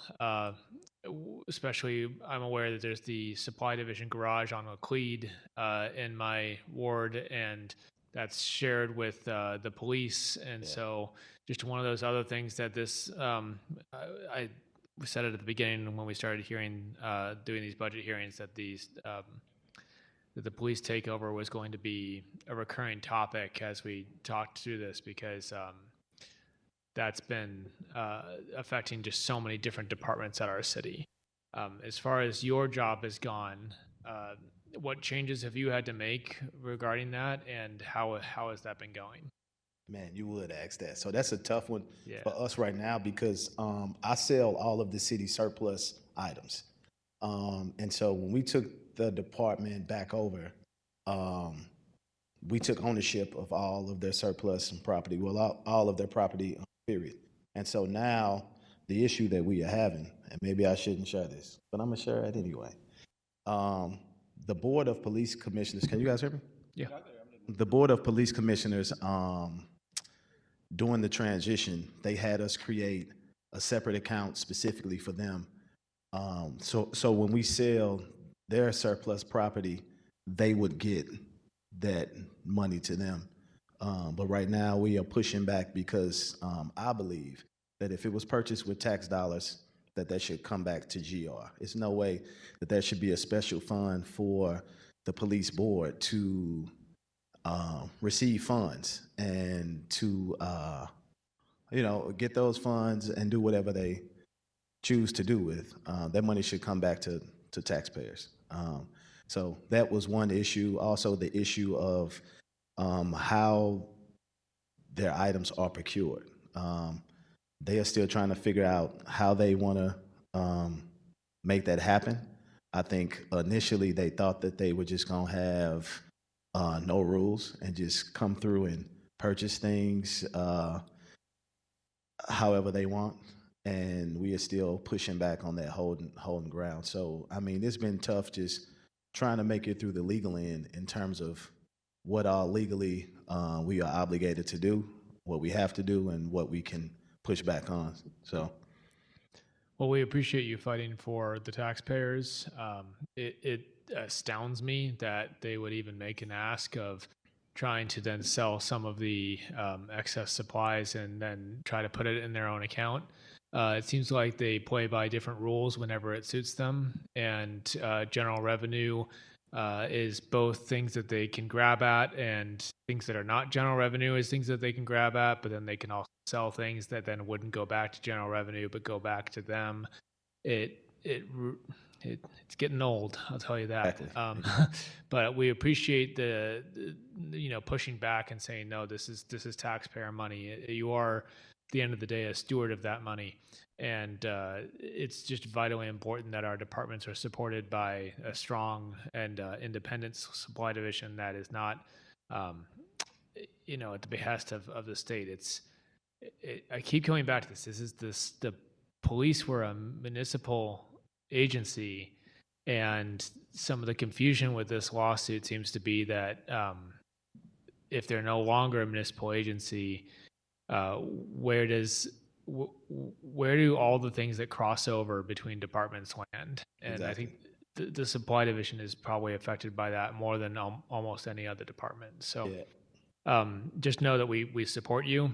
We want to make sure that we continue to keep things fair for our taxpayers. And while we figure out the answers to all these questions from this very messily written law, it's really important that we don't give an inch more than we should, because this, at the end of the day, is our city's ability to serve our residents. Right. Also, right, and also I think that if their purchases are going to continue to come through the city, that they should follow some process. We shouldn't just be a pass through for them to send their purchases through, because we'll be held accountable for it also. So that's right. This is about transparency, but it's also about accountability.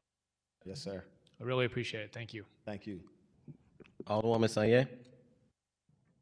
Thank you, Chairman. Your budget is really straightforward, so I don't have any questions. But in my regular due diligence, I do believe in making sure I thank our leaders when they're in front of us. And so I'm really appreciative of your service. I have learned so much about just your department than I ever imagined was possible, and how critical you are to making move.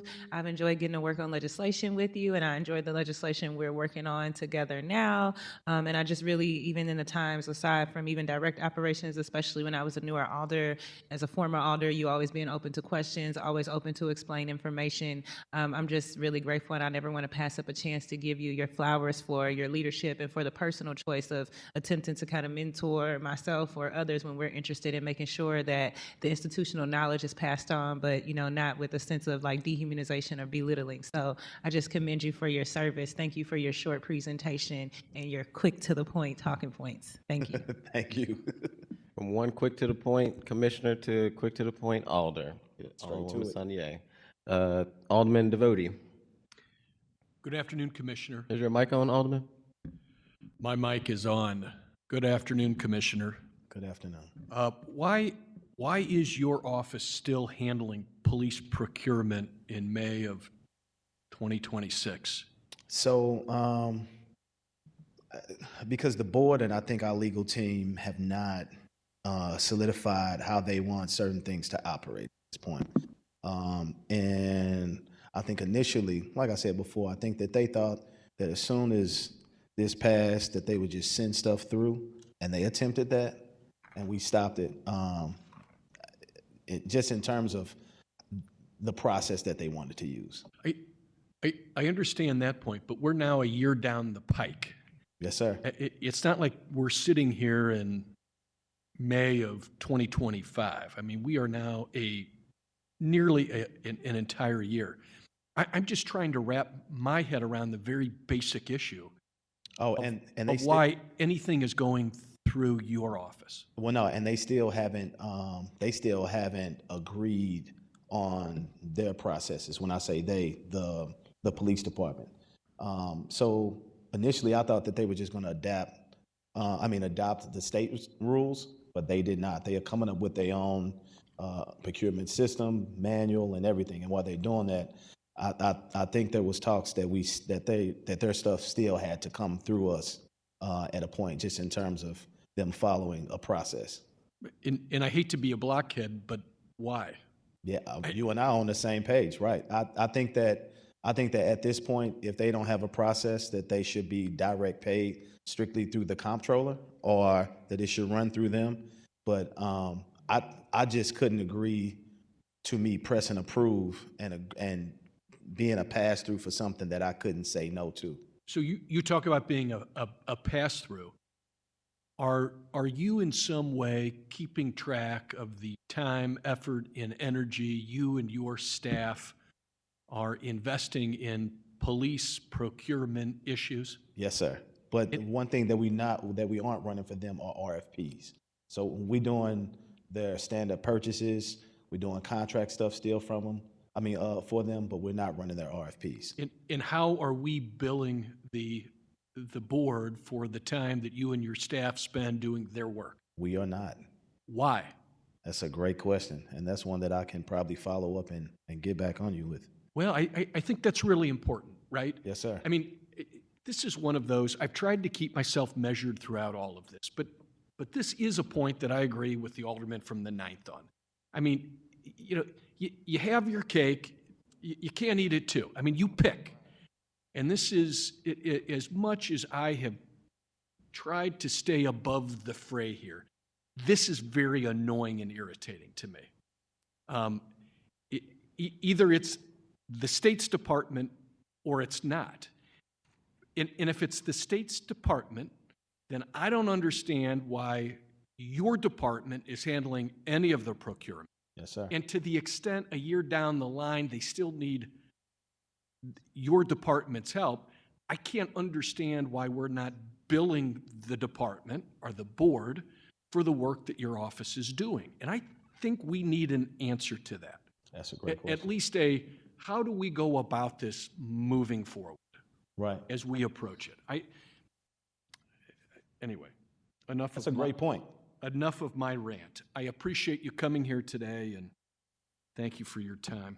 My one other comment would, I think next year you should hold a class for all department and division heads about how to put together a budget that Paul Payne will love, because I note that you're within $1,000 of what the request was and what the proposal that made it through Payne's office. So congratulations. I think you could tutor everybody here. Yes, sir. And I mean, I'm gonna push another change for us to save the city a tad bit more money, but I have to push it through Paul and a few other folks and you guys to see what the thoughts are. Thank you. Thank you. And just for the record, it's about 7,000. You requested 1,077,000, and you got 1,070,000. But I still get the point of the alderman from the 5th that you've been clearly doing this for a while, and you know how to make sure that your department is getting the resources that it need. Appreciate your leadership in this. Like the one from the 7th, since 5 and 9 are agreeing, it'll be 7 and 7, 14. Agree with a lot of the stuff that she's mentioned, of just about how you have not withheld information when it comes to your department. I know you've also stepped up in the past with helping with the tow department, and you've just been a wealth of knowledge to help, I think, the younger generation of elected officials of how to navigate and get things done at the Board of Aldermen and how to make government efficient. So appreciate you so much and appreciate all you do. Thank you. Can I say one more thing? So this year, I hope that we can move towards, and I think we've had this conversation before, but not the other aldermen. I hope that we can move towards that one-stop shop for all of procurement for the whole city. I believe that we are doing ourselves a huge disservice when we look at invoicing and when we look at procurement, period. There is no need for every single department to run their own procurement or to have their own RFPs going out. That should all be running through one department. And if it's not me, which I don't care who it is, it needs to be one department, because a lot of these departments, if they are audited, if somebody just comes in and takes a look at how they've been doing business, I'm 100% sure that you'll see a lot of wrongdoing, and you'll see a process that's not a standard one. So I'm preparing my team. My staff is now in a training now, getting federal RFP training, just so we can be prepared to pull some of the burden off of these departments and let them do the real work that they're supposed to do versus a procurement. Yeah. Thank you. That was a good point. Thank you, Commissioner. Thanks. All right. Last one of the day, gang. we have SLATE here, who also provided some goodies and information with inside those goodies for us. So,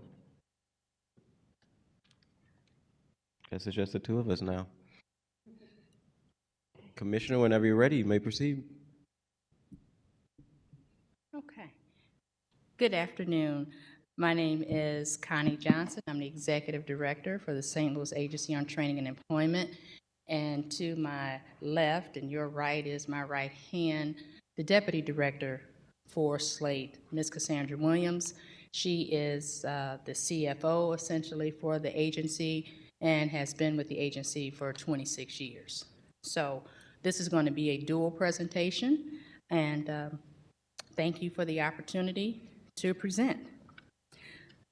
So SLATE, first slide, many people may not know, but our mission is twofold. It is to make sure that we provide education, employment, and training opportunities to those people who face significant barriers. And those barriers are pretty much identified in a federal regulation that governs our program known as WIOA, the Workforce Innovation and Opportunity Act. In that federal regulation, it directs us to provide programs and services for youth, adult, and dislocated workers. That's our primary mission there at SLATE. However, the second mission that we have is to also work with employers to help them identify candidates for positions. And so we work twofold. We help people find jobs and we help employers find candidates. I'm going to present a quick little overview of SLATE, just in case. We are located at 1520 Market, Suite 3050. We operate currently with a total of 53 staff members. 20 are city employees, 7 are employees from the state of Missouri, and we have 25 staff from EDSI, who is our subrecipient on site. Over 70% of the SLATE program budget is derived from federal and state funds from the United States Department of Labor and the Missouri Department of Higher Education Office of Workforce Development and the Missouri Department of Social Services. SLATE also receives some additional smaller grants from community partners such as ARCHES and CDA. And with that, I'm going to now turn this over to Ms. Cassandra. Good afternoon. Just want to talk about a few of the changes that have occurred with our budget this year.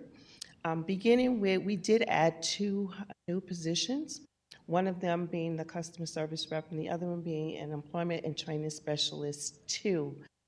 This is due to the increase in traffic flow that we have in the Career Center and to be able to support that. The customer service position primarily starts at the information desk, but also supports intake of new customers.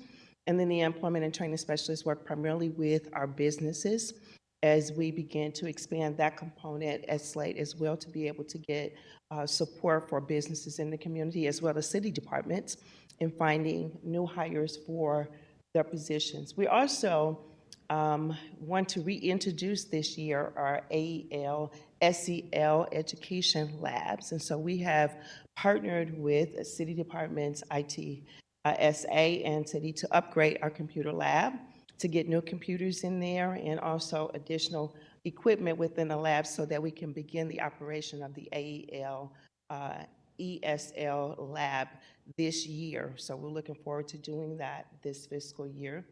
And then we also partnered with the Department of Human Services this year and secured $1.4 million in EcoDevo dollars to support our youth empowerment program, which is to serve youth between the ages of 19 to 24.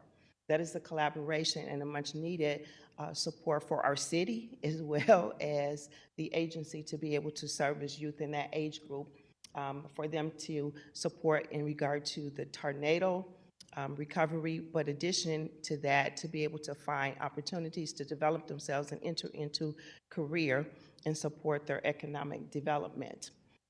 We also purchased a van. We purchased that 2 years ago.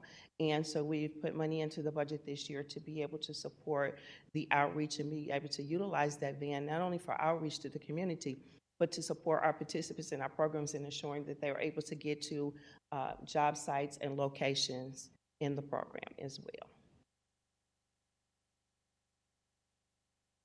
As we look at our budget and what has worked for us this year, we did get money from the Department of Higher Education to the tune of $1.5 million, which is called our Spring Storm Tornado Recovery Money.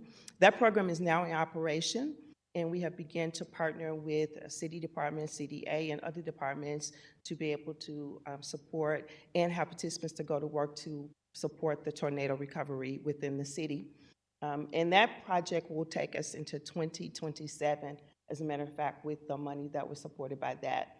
With CDA, we were able to secure $84,000, and that is to kick off and continue our Prison to Prosperity program.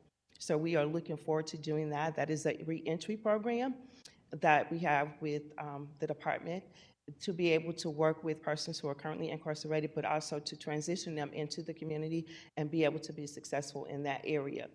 So, and then we've applied for Youth Build Plus grants. Again, we have that grant, has been successful with that grant for the last 6 years. So we're looking forward to receiving that grant. Have not received word on it yet, but are looking forward to receiving that. And then we've also applied for a Second Chance grant, which will also be a part of our reentry program to be able to work with inmates and transplant. We also have a component with that we have partnered with the Department of Higher Education to work with youth component in there. So we'll be working with the juvenile justice system to work with youth between the ages of 15 to 17, which is a pretty impressive age group, and to work with them in preventing them from going into the system. So these are outside grants that we have applied for, one in which we have already received, one is in the process, and then the other we're waiting the status of from the grantors.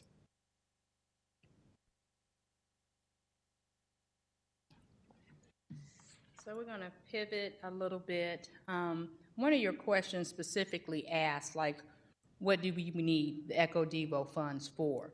And so as I explained, a lot of our money comes from the United States Department of Labor and the state of Missouri. Right now, currently, this new administration has laid out a blueprint for what they believe is workforce. And they are more or less directing workforce centers throughout America to abide in accordance with this report called America's Talent Strategy, Building the Workforce for the Golden Age. And they have identified 5 pillars that they will expect us to incorporate into our existing programs. We more or less have about a year to get things in order, okay? We're very grateful and fortunate that we did not receive any cuts. But the big thing for all of these pillars, it really centers around apprenticeships. And years ago, SLATE did have a number of apprenticeship programs.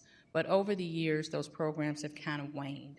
But now with this direction coming from the federal government, we are in the process of trying to become an intermediary for apprenticeship programs here at SLATE, and also partnering with other agencies to bring apprenticeships back to the center so that we are able to offer those as part of our programs and services. So you'll probably hear more about these pillars as we get closer to the next fiscal year, because we do believe that funding will be impacted based upon an organization's ability to show that they are trying to make improvements in accordance with these pillars as outlined by the federal government. Next slide, please.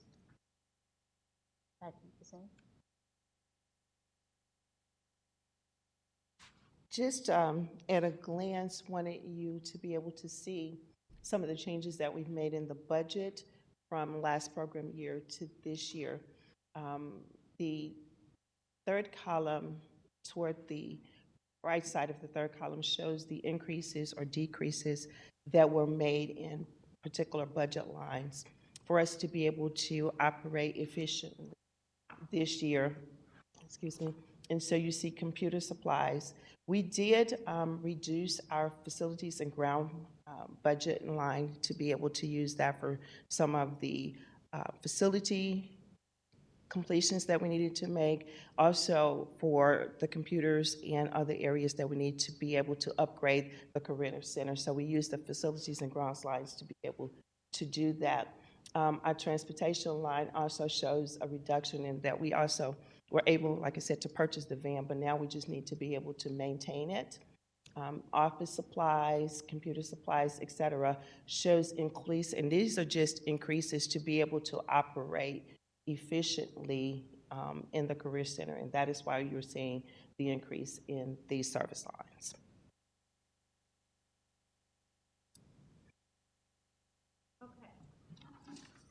So the next couple of slides kind of highlight initiatives and programs, and I will say that many of these initiatives are directly in response and in alignment with the direction that we are being given from the federal government in terms of expectations of job centers. Now, the Show Me Heroes, this is a veteran-specific grant. The criteria for enrollment is a little constrained. But it's a great program. We only have 6 people enrolled, and we would love to have more, but now we're on a deadline because we're almost at the end of the fiscal year. The Adult Education and Literacy Program that Ms. Cassandra referenced, we are in the process of discussing partnerships with St. Louis Community College. They are a mandatory partner under WIOA, and so we are hoping to maybe get an agreement in place to start no later than July 1. English as a second language, again, we are noticing an uptick in participants in the job center who English is not their primary language.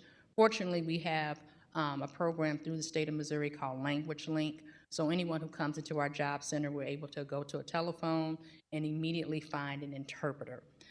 So English as a second language is a partnership that we'll hope, again, to work with St. Louis Community College as well as Americans. Prison to Prosperity started as a pilot. It's a 10-week program, whereas we go into the Justice Center, we teach the inmates soft skills so that they can start getting their head, their hearts, and minds set for a transitioning out of confinement and into the job force. Our pilot, we had 21 graduates. Out of those 21 individuals, 11 found full-time jobs and are currently working, most of which with the city of St. Louis as a second chance employer. So we're proud of that. And we had 1 inmate who is in rehab. But the program has proven to deliver results. And as far as we're concerned, this is an untapped workforce. These men they've committed the crime, they served their time, and no pun intended, they come to SLATE, and we give them a fresh start. We give them an opportunity to work and support their family. So we're grateful to have this grant from CDA to be able to stand this up permanent program now. Next slide, please. So digital equity and empowerment, this is a new kind of hot off the press, a partnership with SLDC. We'll be starting classes starting June 1, 4-week classes twice a week on Mondays and Wednesdays. Participants will learn the fundamentals of AI. And if you look at what the direction of the federal government, they are mandating education in AI and technology. So the course will emphasize AI as well as other components. Participants who live in certain census zones upon completion will receive a free laptop and Wi-Fi for a whole year. So we are just now starting to market that. The Skill Up program we have through the Missouri Department of Social Services, currently have 49 participants enrolled, and that is contingent on funding. The JCCP is a Judicial Circuit Court program where we have had more than 100 participants over the course of this grant with ARCHES. We basically work with the Missouri Department of Child Support Enforcement, in which participants are able to pay a reduced amount of child support. And if they have barriers to employment, they come to the agency and we help provide them either with job training or employment so that upon successful completion of 12 months of paying $50 a month for child support, they're able to get current from the Missouri standpoint. So that program has proved well. We currently have 30 people enrolled, but it is based upon referrals. The Disaster Recovery Job Readiness Program is the $1.5 million grant that Ms. Cantor referenced from the Office of Workforce Development. We currently have 45 participants enrolled, 25 are working, but we have had over 800 applicants. So we have more people than we have positions. This grant is supposed to go through July of 2027. I don't know if we're going to make it. I think we'll be expending those funds. People are coming in daily. There are certain restrictions in terms of requirements. People have to be eligible and classified as a dislocated worker to be able to work under this program. Jobs League is a program where we just got notification that the Missouri Department of Social Services did not fund this. We currently have 30 people enrolled, and so we're looking to find programs within our existing structure to place these individuals. But this is an example of how Echo Devo funding could supplement programs at SLATE. Because with this money being gone, our Echo Devo budget does not allow us to take from a pot of money to plug this hole that was recently given to us by Department of Social Services. So if we're not able to find another program for the 30 individuals, you know, unfortunately, we'll just try to refer people and help them as best as they can who are enrolled in this program. Next slide, please. Youth empowerment. As we mentioned earlier, this is a collaboration with Department of Human Services. As you know, we share our Echo D pot with the Department of Human Services by way of ordinance. They have a youth empowerment program. We talked with them early in the year, and they said, hey, would you guys be willing to or open to working with us? And so we are currently working with them, and they transferred their portion of Echo Devo over to us this year. This is to employ 100 participants ages 19 to 24 with emphasis on tornado recovery zip codes. We are targeting right now different work sites throughout the city. We're also looking for different private employers. As of today, we had about 243 youth apply. So we're already bursting at the seams, and we'll have to, unfortunately, we'll be able to successfully place 100, but there will be some that will not be employed. We did apply for a Department of Justice grant, the Bureau of Justice Affairs. It's a second chance workforce program. We are awaiting notification that is a 3-year grant, a partnership with the Justice Center that would allow the Justice Center to have 2 reentry specialists inside, and then we would have at SLATE 3 reentry specialists working on the outside, helping develop employment opportunities and jobs for those who've been incarcerated. That's a 3-year grant for $900,000, and we're just got our fingers crossed. The Restart Grant, the 18 to 24 is an initiative we're doing with the Missouri Midwest Urban Strategy. Again, we are waiting to award notification. Hopefully, in the next couple of weeks, we will know, but the focus is on 18 to 24. The Restart Grant for ages 15 through 17 is something that the state of Missouri is mandating. And so with that 15 to 17 age group, we would be providing and looking for, trying to prepare these kids for apprenticeships opportunities. Apprenticeships don't really go into effect until someone is 18. So what we can try to do during these 2 years for this age group is to start developing some career skills, having discussions with these kids about what do you want to be when you grow up? Do you know about this field or that field? So this is kind of new, and it's going to be statewide. Youth Bill we have had for a number of years with the Department of Labor. It's a partnership with Rankin Tech and SLDC. It's been one of our premier programs, and in fact, graduation for this year is in, gosh, I think 2 days. So it's a great program. It introduces our youth to construction trades, and so we're hopeful that we'll get that re-awarded. Next slide, please. If you have any questions, that's our generalized mailbox, but in the folders that are provided, you have my card. If you don't have my cell, I'm happy to provided, but in the folders that we gave yesterday, it just provides some generalized information about, we changed the slides up a little bit, but we do have some of the flyers for some of the programs that I referenced, and we're right down the street. We welcome any of you to come and visit us, to come and see the work that we do. Please do come and see.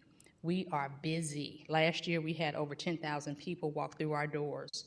And people come to SLATE because if they don't know where else to go, they know they can come to SLATE, and we will direct them. If we cannot help them, we will do a soft handoff to someone who can. And that's why we have the foot traffic that we have, and that's why we have the just the need to expand the services that we currently have. If there are any questions, we're happy to answer them. But we thank you for your time and attention. Thank you for your time. I will go to the committee for questions. Is Alderwoman Velazquez still with us? Not hearing or seeing her. We'll go to Alderman Devoti. Director Johnson, Deputy Director Williams, it was very good to hear from you. Thank you for the presentation. Director Johnson, knowing your background as well as I do, I can't think of a better person to be leading SLATE and working with Ms. Williams moving forward with the changing landscape in Washington and your background. I am very pleased to hear that you are involved with SLATE and of course impressed with your presentation here today. I don't have any questions. Again, I just wanted to thank you both for appearing before us and educating us about what's happening at the agency. Thank you. Appreciate it. Thank you, Alderman. Alderwoman Saunier, do you have any questions for SLATE?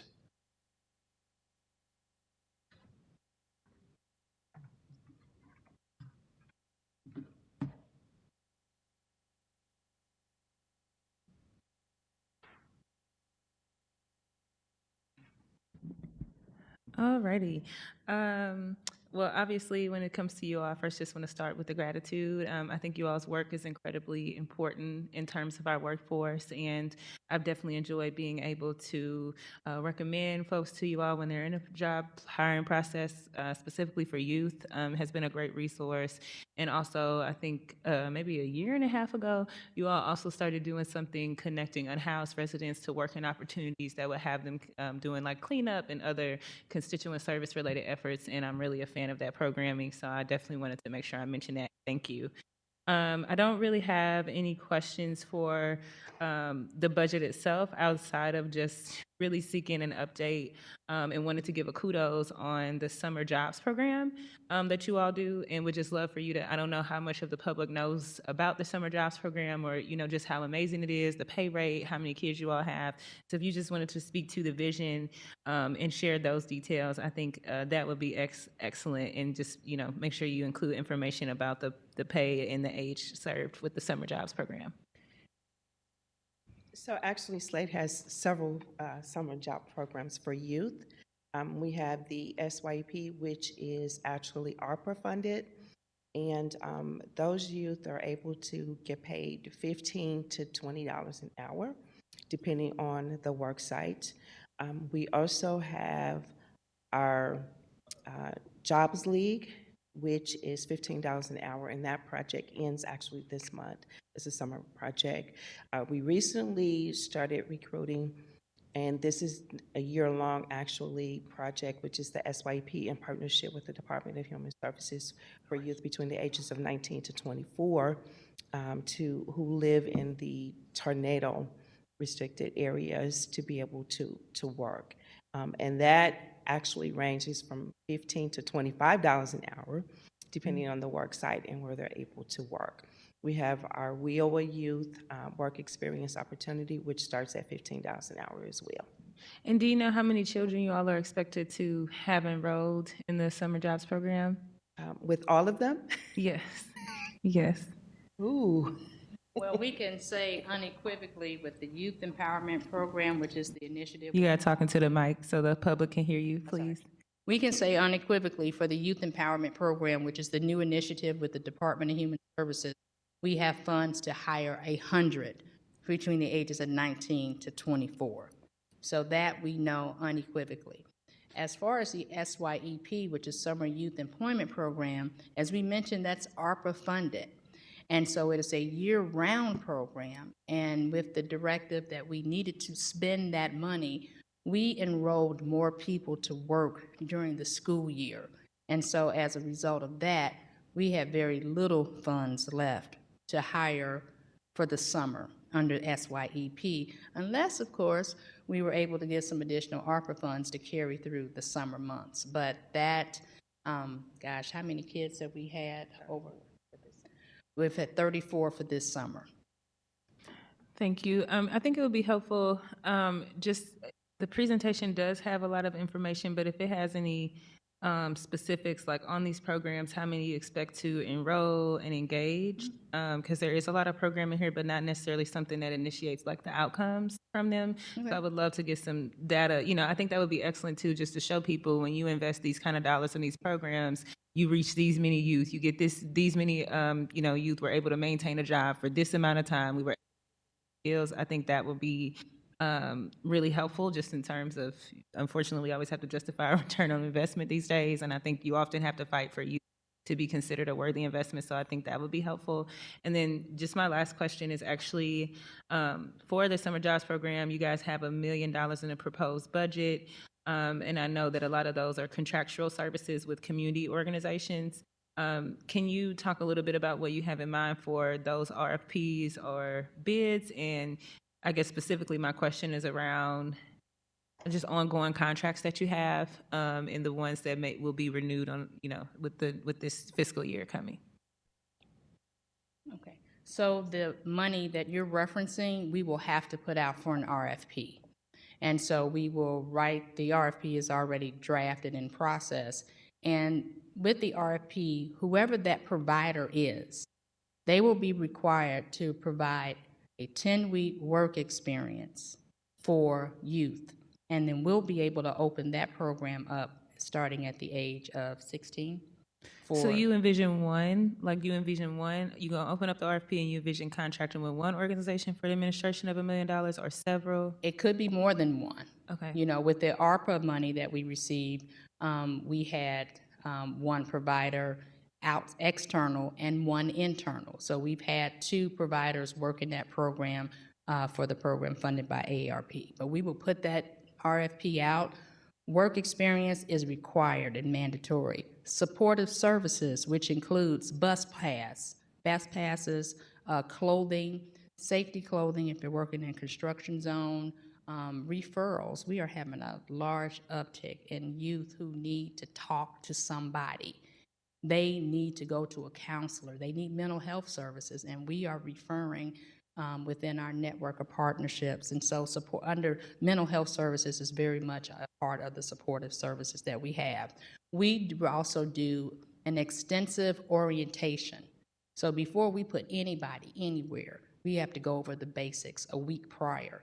So we like shaking hands, clothes, you must wear a belt, no sagging jeans, soft skills, look people in the eye, shake their hand, some of the basics that we take for granted. So we try to look, you know, jobs is the key. We're going to hire these kids, but we have to look at the whole person. These kids today are different. My first job was working at Operation Brightside, and I worked alongside folks from SLATE, and I cleaned up trash for that summer. I worked at Barrett Brothers Park. I painted porches, I cleaned basements for senior citizens, but I needed that money. I needed that money because my mother was ill, she was not able to work, and there are a lot of kids like that out there now. But fortunately, I was able to have some soft skills kind of built in. But the youth today, they need a little bit more time and a lot more attention to detail. And we want to be able not just to put them somewhere, but we want to put them somewhere that they really want to be. You know, we have a lot of kids that want to be entrepreneurs. I just had a meeting today with Washington University talking about a program that they have. So we want to try to expose these kids, our youth, to various paths, various career paths. Is there any, of all your programs, are there any that tend to be really maxed out, like at full capacity, and are others that are not as utilized? Or do, like right now, if we were to look at all the programs you have going, are you running into a situation where you have more applicants from youth than you have, funding? Because that's the kind of information that I think would be helpful as a part of the presentation. And just to be fully transparent, I think as we're having ARPA conversations, having that type of data and real hard, tangible numbers would be really helpful to any advocacy efforts for that initiative. Because it's one thing to say, hey, we engaged 30 folks. It's another thing to say, well, we had like 30 or 40 teenagers, but we actually had 60 applicants, and these were the outcomes of those. So I just would say, I know that's kind of a side conversation, but I would say a little bit more specific information in terms of the folks that were reached and the folks that are still in need that you just don't have the funds potentially to serve. We are out, we're going to be out of funds for the SYEP, which is the ARPA funded program. We expended those funds, and that's why we can only hire 36 individuals with those remaining dollars that will be expended by September 30th. So we are down to the wire. If we had an additional amount of money, we could hire more kids. And I think I have previously provided that information, but I'm more than happy to give it to you and provide. We have a projection, an estimate, like how much money could, put 100 kids to work. So we have submitted those numbers, but I'm more than happy to provide that. In terms of the youth empowerment, we just launched that program. We have 243 people already in the portal. We turned it off for a little while today, but we turned it back on because some kids may not apply. And they may not be able to do this. They might live in the county. They might not be residents of the city, and that is a key requirement. But we're going to, and the age group starts at 19. So the issue that we're faced right now is that SYEP, that's the program that captures the younger youth. That's the program that captures the 14 to 18 age group. And that's the program where we only have funds to service 36 individuals this summer. Okay, thank you so much. Thank you, Director. I don't have any questions. I'm always just impressed the work that SLATE does as we celebrate the 50 years.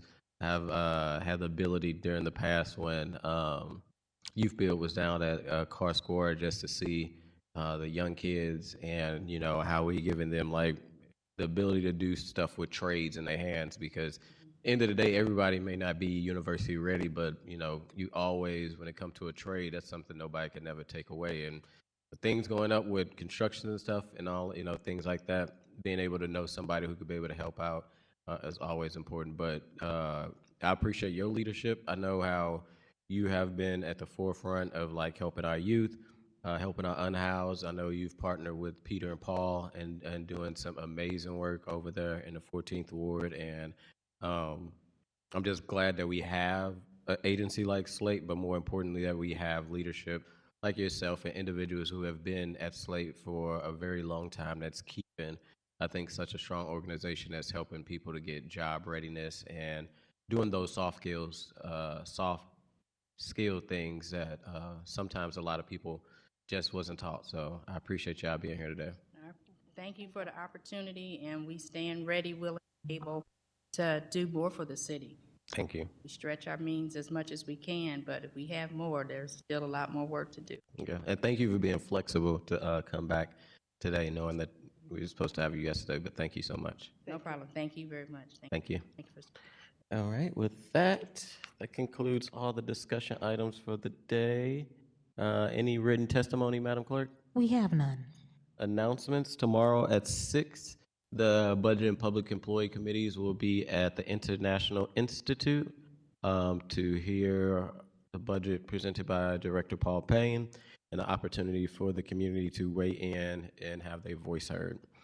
With that, all members was present, and I'll take a motion to adjourn. So moved. Second. All in favor? Aye. Any opposed? Motion carries.